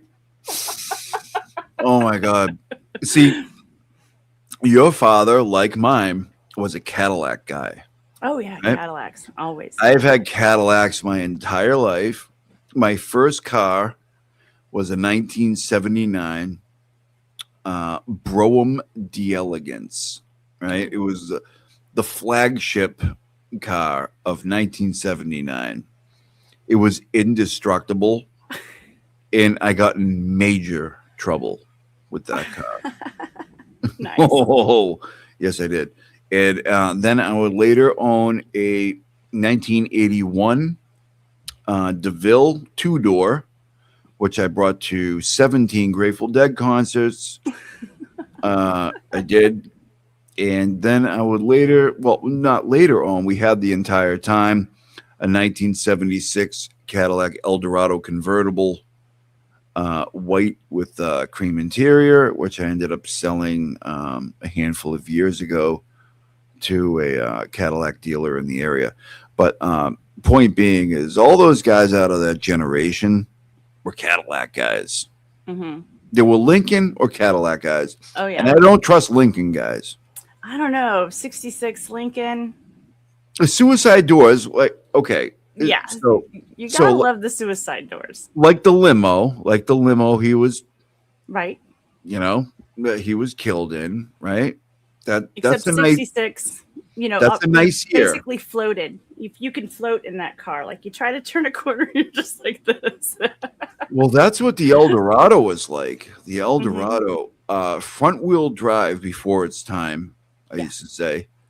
So there's no, so when you're in there, there's no transmission hump. It's just flat. It's like really weird. It's like a living room, right? And that car at 120 miles per hour, Wow. just like it didn't make a sound. And I'm telling you, with the convertible down, it did not make a sound. Wow. You could hear like birds chirping when you're going by them at 120, like going down 495 in Massachusetts at $120. That car was the smoothest thing ever. And then they're never going to make them like that again. No. I don't care what anybody says. But yeah, the suicide doors of the, what year was that? 63? 66. 66. Oh, yeah, 66 had the suicide doors. I think 66 wait a and minute. 67 both did. But the limo that Jack was killed in was a suicide doors car, and that was a 63. Correct? You know, I don't know. I'd have to go back and look. I don't know where I would find the pictures right off the top of my head. I believe, I'm not 100% on this, but I think the limo, the famous limo, is a suicide door Lincoln car, and was a 62 or 63. Yeah, no, it would Right, have 'cause been. it might have been as leftover. modern as could be. Yeah, Right. but there was a guy that had it that my dad was friends with. That, you know, they would do the tours down through Dealey Plaza. you go, you get in, you go out to left field, and then you come back and you do the whole route. But I can't remember if it had suicide doors or not. I think it did. I think it did. Hmm. I remember at the time being like, "Oh man, that's a shame. That's a nice car." It's a nice car. It is a nice car, for sure. Yeah, it's a shame for other reasons, but also because it's a nice car. Yeah. But all right, where are we at here? So Jack Ruby was downtown at City Hall, which was also where the police station was. So a lot of people don't understand. Like, you hear City Hall, you don't realize that that's also the police station at the time. Right. So And he owned what, like more than one strip joint or something like that, or one or two? Well, yeah, he had the Carousel Club and the Red Jacket, which was actually his and his sister's both, and that was actually a supper club, more than it was a strip club. And I think he had another one at a different time, but at the time, I think it was just the Carousel Club. Yeah, the Carousel Club. That's With the famous Candy one Cane. that they always bring up. Bubbles Cash and Candy Cane. Yeah. And that woman who the blonde lady there, I can't remember her name. Was it Candy Cane? It might have been her. It was Candy Cane and Bubbles Cash were the two. Candy Cane and Bubbles Cash. Yeah, good stuff. Good. I mean, good God. times. Yeah. But so he had been down at City Hall, and my dad was like, "What are you doing here? Like how'd you get in?" Because you had to have credentials to get in. So somebody either gave him credentials or he just snuck in. Now, there is a story he was bringing in sandwiches. So he had like a prop. So you could go ahead and just, bring in the sandwiches. There, I'm bringing in food, and now that's why I'm here. And he was looking for people that worked for KLIF, which is another radio station. So we're not sure what he was trying to do there. Yeah, was your dad the guy to be like, "Hey, Jack, what are you doing here?" Yeah. Was that him? That Was him? I was like, what are you doing here? Like, why are you here? Yeah, why are you here? He was like strangely around the police station all the time, like right. Yeah, he used to buy like a lot of alcohol. Was a big deal. Was as a gift for the police that would come in, and they would get they get to come to the club for free. They get drinks for free. Yeah, it was like the policeman's like hangout, and he would like give them moonshine and shit. Yeah. I don't know if it was moonshine, but yeah, I would give him some bourbon or scotch or what have you, just to kind of buy their attention. But it makes no sense for him to be there. That's the whole thing. There was no reason for him to be down in City Hall. Yeah, there's no reason for Jack Ruby to be hanging around the police station. Like, everybody was like, "What is he? What? Why is he here?" You're like, "Oh, it's just Jack. He doesn't eat much, Well, he's got a little round man. So that was one of the things that he was questioned about in the trial for Jack Ruby. Was did you see him there? What was he? What did he say to you? And he was just like, "Oh, what are you doing here?" I think he had said something to the guy to the guy that my dad was with as well, asking about the guy from KLIF, like the station manager, which KLIF wasn't that far from it. It was like you could walk there from City Hall. Like you could just, it's right there. It's like a little triangle. It's like triangular building. Looks like a piece of pie. Like it's weird. It's a crazy building. I love it. But that's where they were. So it's like, okay, well, why don't you just go there? Like, why are you here when it's like literally down the street? So none of it really made sense. And then he ends up in the the area where Lee Harvey Oswald was coming out of. Correct. And but it's all the same place. Like like they were trying to bring him out. They were going to put him in a car, bring him out from underneath, because you go under. There's a drive that goes underneath the building, and so you could just walk in there. Yeah, and the famous shot of him getting shot, and then there's the guy that's blowing the horn, like a lot of people put a lot of stock into, like it was like I don't know. There's just like so many coincidences. The guy blowing the horn in the car, like but like he would know when to go shoot him. You know what I mean? Right. So Well, yeah. I mean, if you're watching for your opening, you're not listening for a sound. I mean, that doesn't make any sense. yeah, yeah, You're yeah. the one that needs to know if you can do it or Right, not, right? right, right. Like when I see the guy, I'm going to shoot him. Like when the Or best unless it's time I some get. sort of MK Ultra thing where the sound of the horn will make you want to do it. Oh God, not yeah, no, yeah. I'm not going there, but yeah, I remember watching that, and you know, when you really think about it, like that happened just so quick. It had to be done right then. Yeah. It had to be done right then because he was gonna start. Oh, he was gonna start talking. You know. Yeah. And before he could even get out of the police station, they got him. They got him. Yeah. Well, it's the dumbest place to do it. I mean, The dumbest place to do it. It doesn't make any sense. It And doesn't also, make any sense at all. right. And like, oh, they paid he owed them money. If he owed them money, well, come kill me. I'm not just gonna like shoot somebody and like hope that it works out. You know what I mean? Like Well, I don't know. Is Like, it owing there's so money, or many- are you trying to clean up a mess? I mean, like that. Right. That's the thing. It's damn the torpedoes, right? Like you can't let this guy talk. Yeah. Yeah. Is the only thing that makes sense to me as far as that goes, because Of course. it wasn't like Jack Ruby was some political radical person. I mean, he cared about two things: money and more money. Yeah. I mean, that's it. Yeah, exactly. And you know, like people pointing to like why did he do it right then? Like why did it have to happen? Brando. All right. Thank you. Is my mic too loud? I'm No, sorry. no. I'm Brando's rubbing his face up against my headphones here. But anyways, like, yeah, why did they have to do it right then? You know? Yeah. Well, I mean, God knows what think he had we already know. said. Right. What had he already said to people investigating? So there's that. There's so much.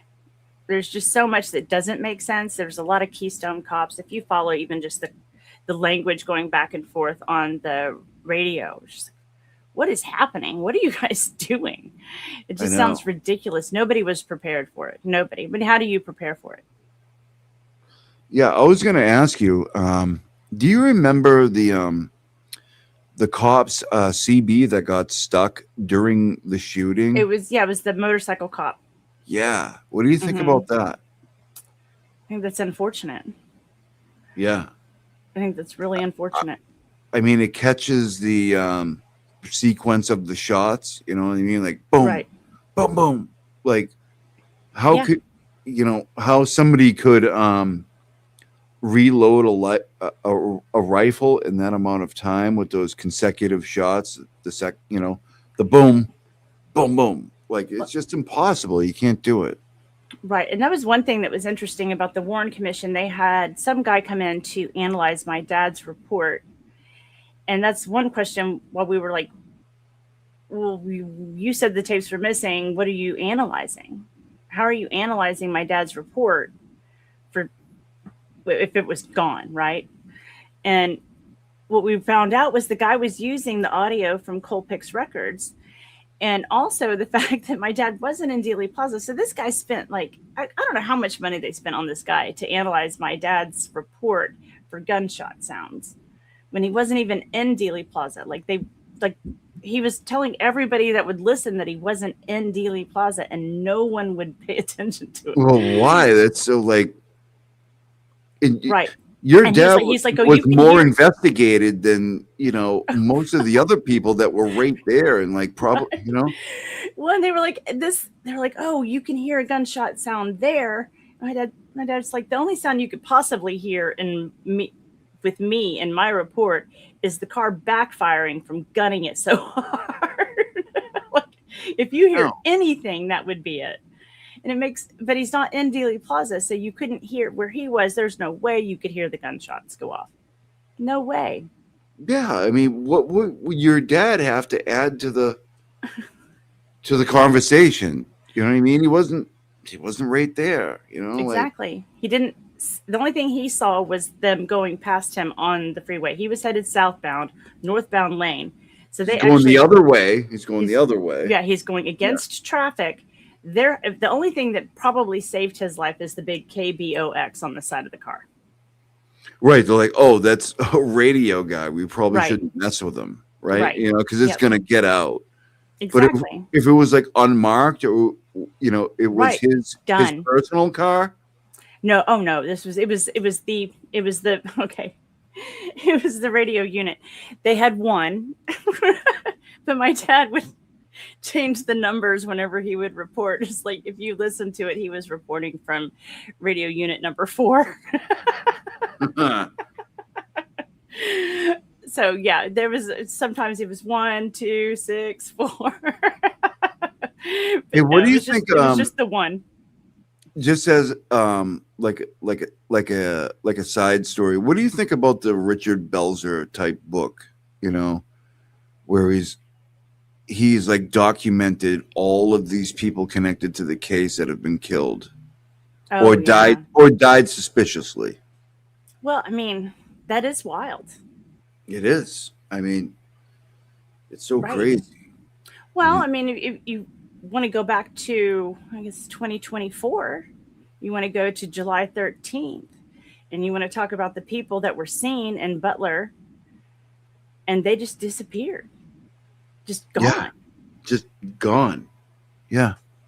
And, I mean, and we still don't know anything about the shooter's family. Like, we haven't heard from them. Like, why do we not have any information on this? It's wild to me.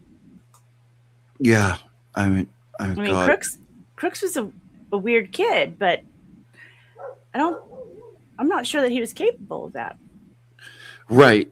What do you think about JD Tippett?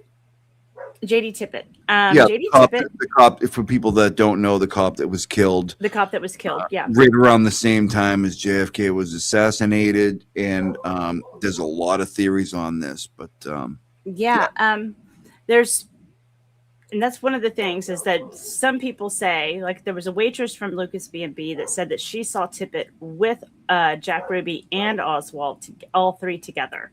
Then there's stories that she just saw 2 of them together. And, you know, I don't know. I honestly don't know. I mean, everybody's on the take.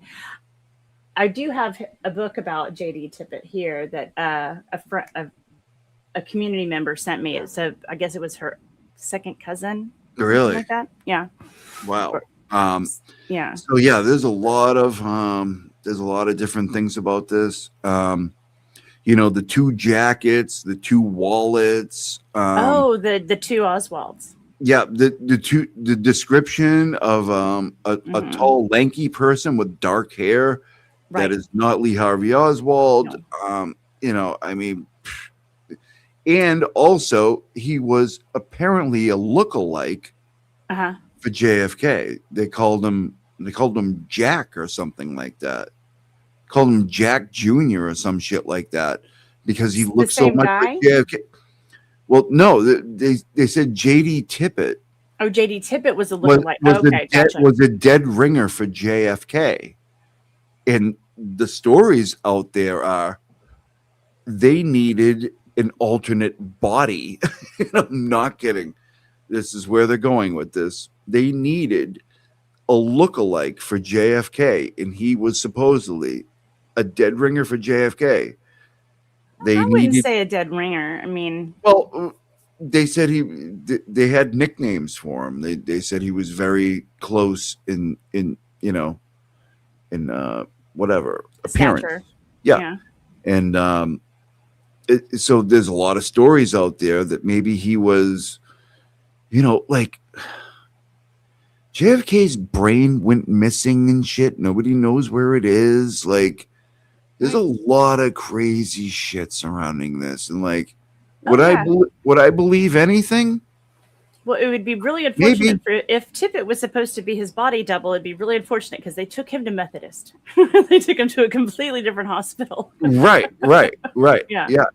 And like, I've heard that, but then like, I mean, the stories run so deep, but like, who killed JD Tippett? I mean, forget about the other stuff. Right. Who did it? And people were like Lee Harvey Oswald. I'm like, no, I don't think he did that either. I really don't. I don't know. I think it was a distraction somewhat because you're gonna send so many people to like a policeman's death. Like how often does that happen? Why was Tippett there? Right. Why is he anywhere? Like why is he anywhere ever? Why is he No. Why are we even here? No, but like there's Right, the but whole. I mean, I don't understand there. I don't recall that there was any call for him to be there. No, but there was. Do you remember the record store guy? The record store guy with the JD Tippett testimony. He came in here and he used the phone, and then he used the phone for a minute. I don't remember that one. Yeah, God. So that was down in Oak Cliff. Yeah. Mm-hmm. Okay. Right.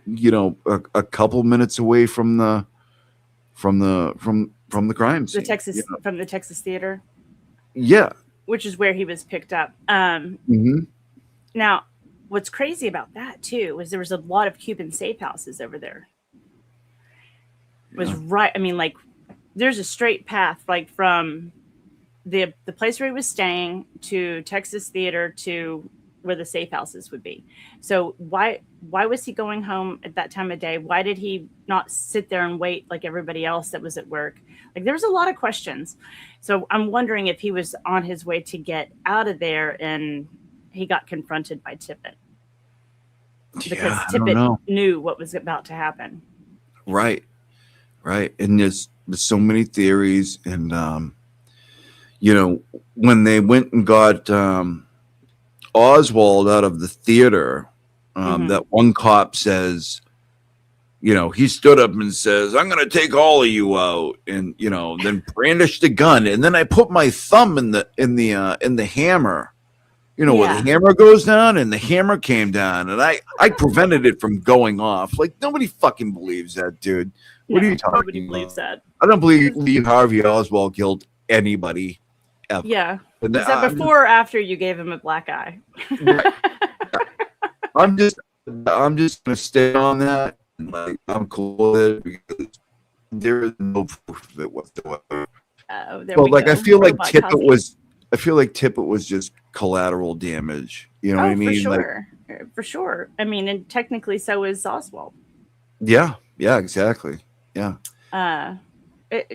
So much of that doesn't make any sense. Like, the Oswald rabbit trail is a fun one. Is long. Like, I can't tell you how many documents I've poured through with like the release of the docs.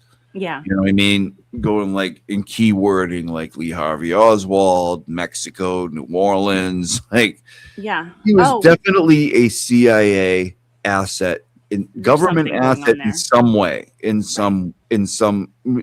So this is my thing. They knew exactly where he was and what he was doing on that day. Without a doubt. They knew where he was and what he was doing on that day.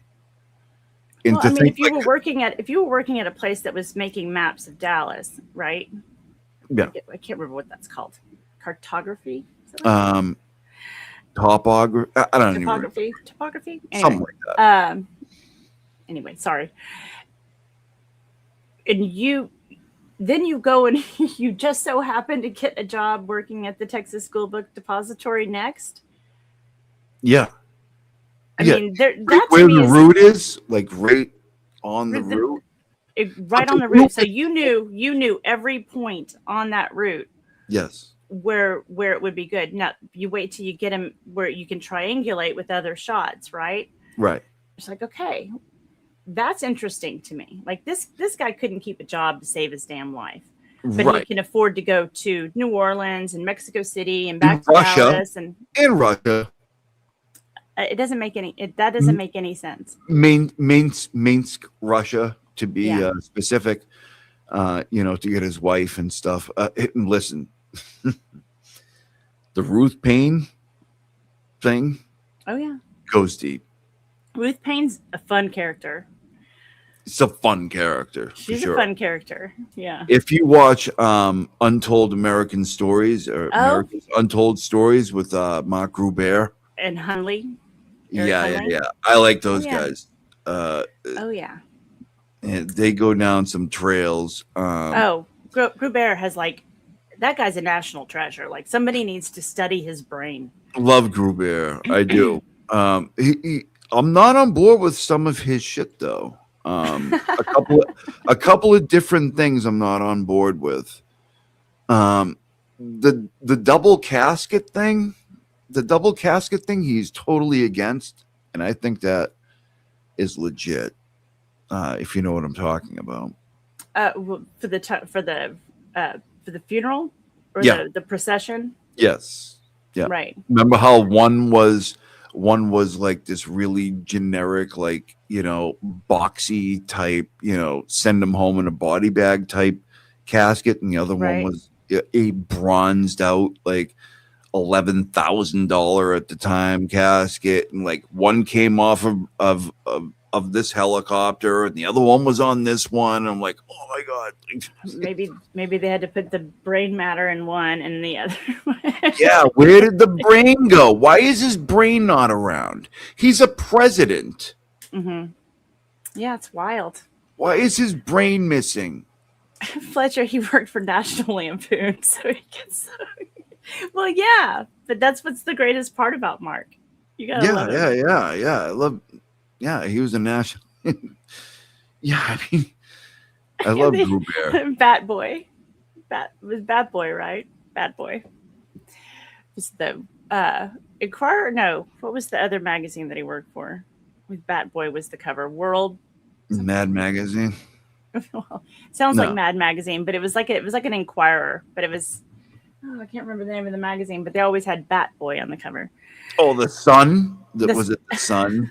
The World Sun? I don't know. I'd have to look it up. But I just remember Bat Boy. Oh, Bat Boy. Yeah. It always cracks me up. Bat Boy found in a desert. We found him in a hole. The wildest shit ever. Bad Boy. And they got rich on that. Oh, yeah. God. Good.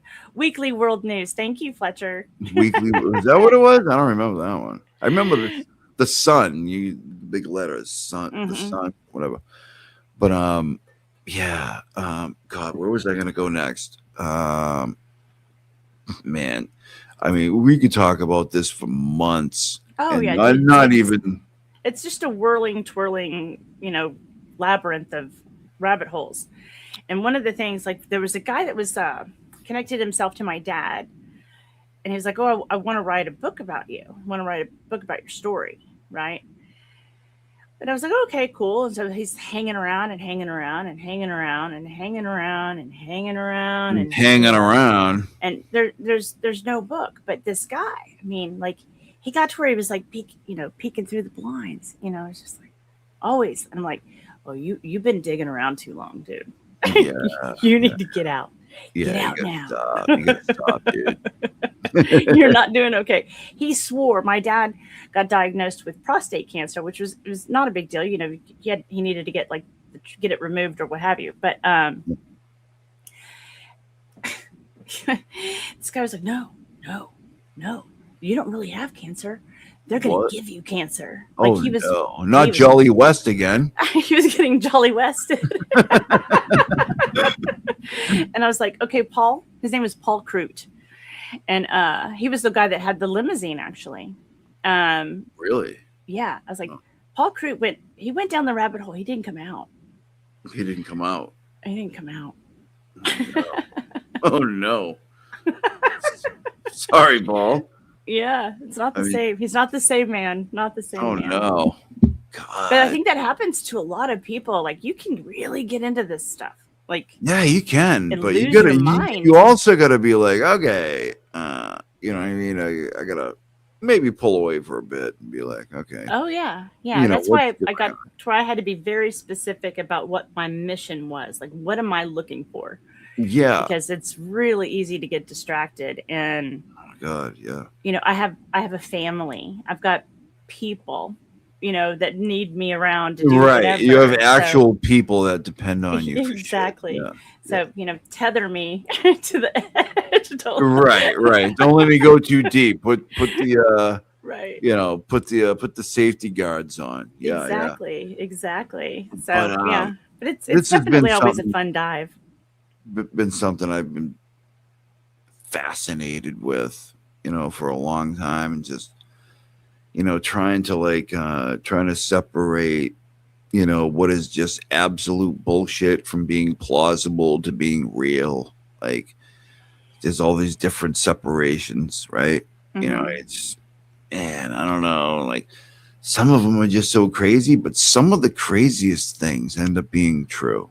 Right. That's the problem, right? That's the problem with this thing. Some of the craziest things you've ever heard in your life end up being true, and then the Occam's razor type shit that you thought of before Right. is not. Right. And we find out later. But this has been going on too long, with the JFK thing. We really need to know. What are you going to know? Right. Yeah. And it's just too muddied up at this point Exactly. that I don't think we're ever going to know. This And might be the only thing. my dad's favorite saying was, "Would you know the truth if you heard it?" Right. Exactly. Like, And and that's kind of where you have to rest your head at night. to kind of piggyback on what your dad said, would you see the truth if you saw it with AI and all the shit that's out Oh there yeah, now? now it's just forget it. Every That's why, video I see, I go, "Is that real?" yeah, I don't know. that's why I gave up on even doing any digging into the Epstein stuff. I was like, Yeah. nope, I'm out. This isn't research. Because you can't be sure. Right. And be And like, now what I wanted to happen with that was I wanted the victims to come forward and do their own, sharing what they have. And it sounds like they're about to do it. I'm like, that's the only way we're going to get through any of that, because there's enough of them with whatever information to kind of actually filter through some of the bullshit. But right. there's so many, I mean, like right out of the chute, like within 24 hours, you have all of these AI altered images floating around, like they're coming right out of the information or the document dump. And I'm like, Yeah. oh, this is not good. This is Yeah. bad. Yeah. We're never going to get through this. No, the amount of shit that I see, just like, you just go on X and scroll through, you know what I mean, videos, whatever, and you Yeah. will see like the most obviously AI bullshit, and like it's got like 2 I love that. million views, and it's like you'll see something very truthful on the next thing. It's like there's 49 views, like. Nobody's interested in the fucking truth anymore or what's real. Right. You know what I mean? Right. It's like, oh, this thing. And like their eyes are spinning. You know what I mean? Like, Right. ooh, And even like, even with the voice cloning now, I mean, that gets questionable. yeah. Because I You don't ever, know. you ever, Some of you it's ever, really good. you ever heard from Kevin from South Boston? Yeah, I've heard of him. Decorated dude. Yeah, there might be something there. I don't know. I'm not saying it's fake. I'm not saying it's real, but I mean, I don't know. It's just one of those things where it's like you get to a point, like I play around with AI a lot. And there used to be some telltale signs, and those are getting finessed at a very rapid rate. Like we don't really see many people showing up with 6 fingers. They're anymore. getting disparate. Or 3 arms. It's getting better. It's getting better. It's getting better. Every time you Exponentially do better. it. Every time somebody does, because it's taking Yeah. it's taking the entirety of the internet and it's like Oh, yeah. incorporating it. And it's like if it gets better every day, it's going to get better every I day. mean, when we first started playing around with AI on, YouTubers and that I know personally, I was like, okay, I've got about 5 more years left of graphic design. This will take over. Yeah, exactly. I'm done now. It's Yeah. not even a year later. Mm-hmm. Not even a year later. I'm like, it's just taken over the industry. I'm like, Yeah. it can't do the sizing parameters that I need for trade shows and things like that. So that's a limitation that it has very much right now. But Right. everything else, all the social media stuff. I mean, nobody prints anything anymore. You don't really need print. No, because you're just sending it. You're just sending it in a digital format. Exactly. And I'm like, I like doing, like, I have, like, Procreate is an app on my iPad, and I love doing, like, digital art. And it's almost like, well, it took me 12 hours to do this, and somebody can do better than I did in 30 seconds by adding prompts into their program. Yeah. You know what I mean? So it's like, but I still love doing it. It's like, you know, the therapeutic part of it. Like, that's why I still like making the videos or, having fun with AI, because it's that creative outlet. Yeah. And, I'll take stuff from that AI makes, run it through Photoshop to fix what I don't like about it, and then run it back through. I mean, like, it's multi-layered. It's a lot of work. Yeah. And, like, it's not just a prompt for me personally, because I get frustrated when it doesn't want to give me what I want. I'm like, okay, I'm done arguing with you. I'll just do it. I know. I hate when I start I was yelling at AI earlier when I was telling it to make the thumbnail. Yeah, I used to get like, arguments. no, it's not what I fucking GPT. said. Can you fucking do it again? Like, I find myself swearing at AI. I got timed out of Chat GPT so many times when it first came out. I was like, damn it. I understand your frustration, Jason. I understand. Let me try it again. And I'm like, no, you did the same thing you did the last one. I'm arguing with AI, people. Arguing with AI, exactly. I'm arguing with AI, yeah. Mm-hmm. Yep. But, it is what it is. No, I think that there's enough out there, from the archives of JFK to keep people busy. Oh man, yeah. And like I haven't even gone through any of the latest, docs or anything like that, because there's so much. There's a lot. It's a lot. And it's not as clean. It's not as clean to sort through as some of the other archives are. So that's unfortunate. Now, if somebody really wanted to clean it up, it'd be fun. It would be, but Jesus, where do you start? I mean, where do you start? Where do you start? I guess you start at the beginning, but oh my God. I mean, millions. There's millions and millions and millions. Oh yeah. Of docs. I mean, and half of them don't mean shit. They're just, Oh yeah. They're just included. They're just. It's not that anybody's doing anything wrong necessarily. They're just like, well, this is included. This is included. Right. And they may be nothing, and there's millions of those. So you have to cut through those to get to the ones that mean anything. Then if you look at the ones that you think mean anything, may mean nothing because of the next thing you're looking at. It's a lot. It's a lot. So. It is. But anyways, we're at 9 o'clock. We've been going for hours, and that was tremendous. I feel like we could. And next time we can do the Karen Reed thing. We can do it a Turtleverse. Yeah, you can come over. You can come over to my place, and we can do some more Turtleverse.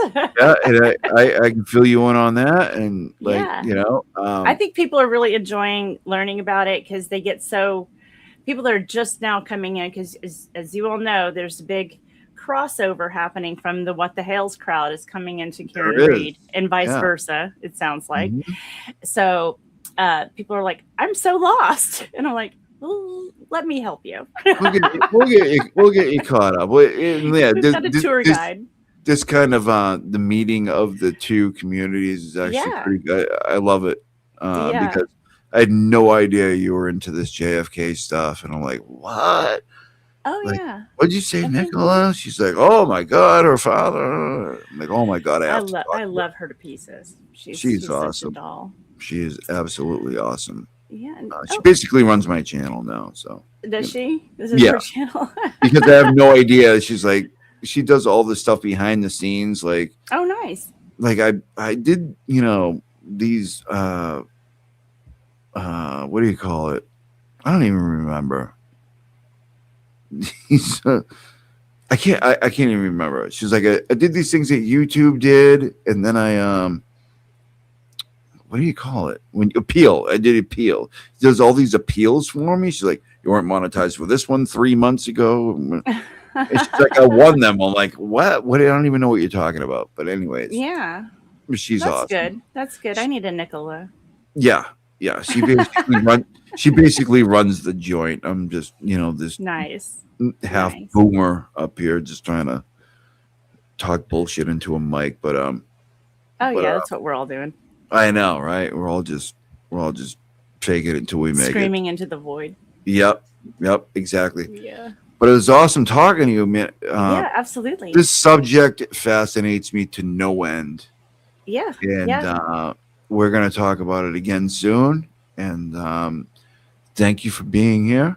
Absolutely. And everybody, please go over to Rosalyn Duke and like, subscribe, and become a member even, because it's it'd be awesome. Come on over. And also I can see some of my friends have been over here, so very excited to see some familiar names good too. to see so some good. people and congratulations on your 3,500.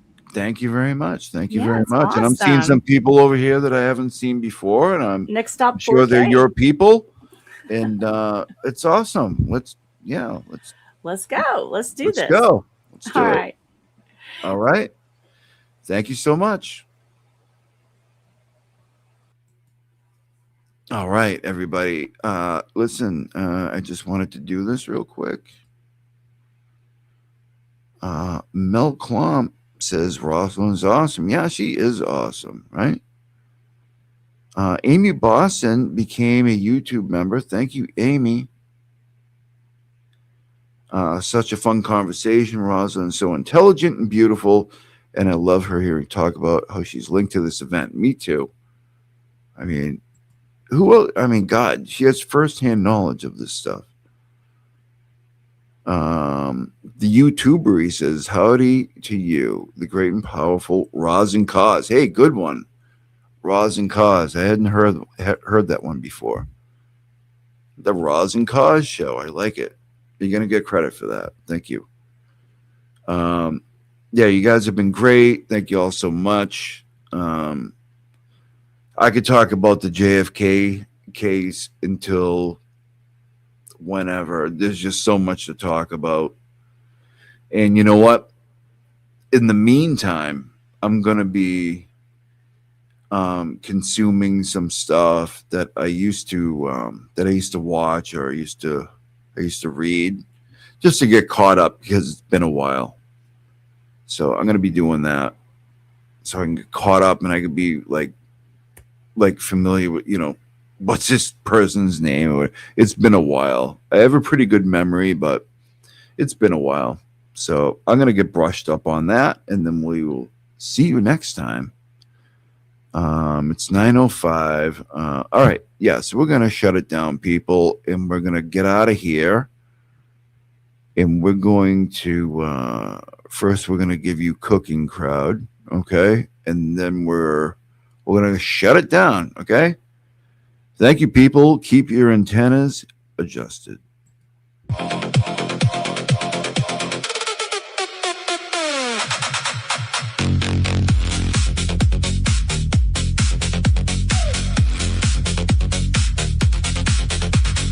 Techno Viking in the night, lights flash, pure delight. Held up my slap chop, gonna make it right. Dancing through the crowd, chopping like a pro. Slice it thin, sprinkle spice, let the flavor flow. Buy my tools, join the rave, feel the magic we create. Cooking rhythms, cutting beats, elevate your tasty plate. Chop it, mix it, groove along. It's a party for your brain. Get your slap chop rolling and you'll never feel the same. Slap it, chop it, techno beats. Let's get loud, bring your friends, gather round. Join the cooking crowd, swing into the music, feeling oh so right. With my Viking charm, let's chop All night.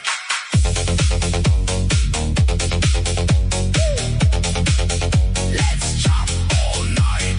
On the dance floor, slice some veggie dreams. In my horn helmet, I'm watching the steams from beats to greens. Hear the rave in the air, slap chop in hand. Drop that rhythm with flair. I'm here, let the dance begin. Let's dance with a style, bring the rave right in. Keep the tempo rolling, people stop to sway. Cool with techno, magic, world party all night. Play, play, play, play, play, play, play, play, play, play, play, play. Slap it, chop it, techno beats. Let's get loud, bring your friends, gather round. Join the cooking crowd, swing into the music.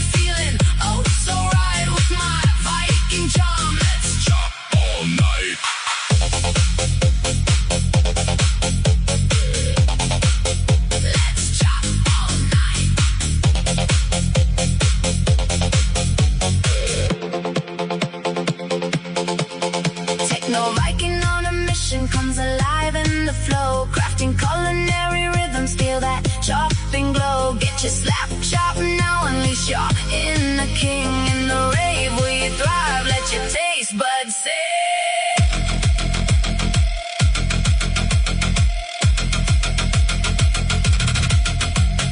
Slice through the night, we're dancing with delight. Viking beats, slap chop heat, culinary inside. Fighting vibes and kitchen dreams. We're cooking up a storm with the techno bass pumping. Our hearts will stay warm.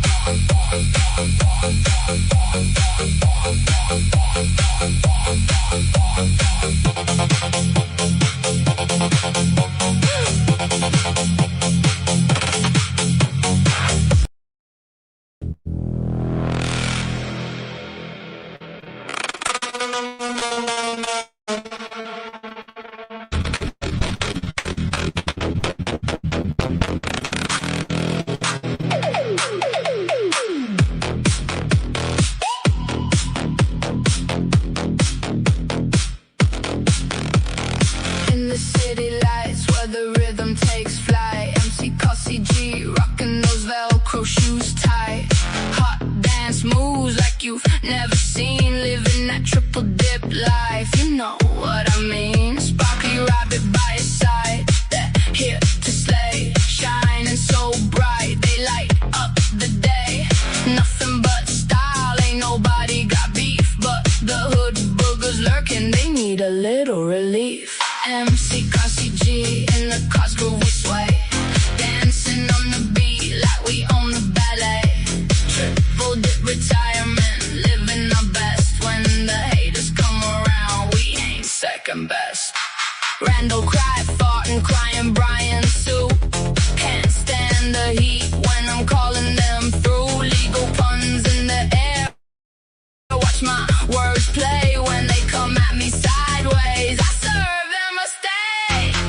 Got the moves that make the crowd roar, but their bitter matters if they're in court war. Throwing shade like lawyers in a brief. I'm the judge of the dance floor, causing disbelief. MCCossyG in the cars groove we sway, dancing on the beat like we own the ballet.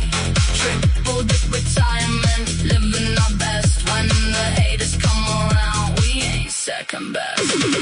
Velcro shoes, no laces to tie. They stumble and fumble, wondering why. While I'm out here gliding through life, cut through the noise like a legal knife in the spotlight. I'm the dance decree. All you haters get served. Just wait and see.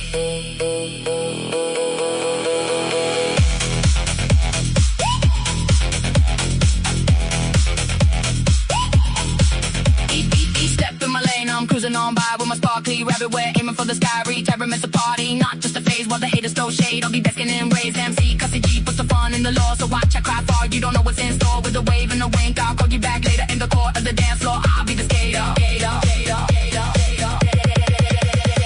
MCCossyG in the cars groove we sway, dancing on the beat like we own the ballet. Triple dip retirement, living our best. When the haters come around, we ain't second best. So here's to the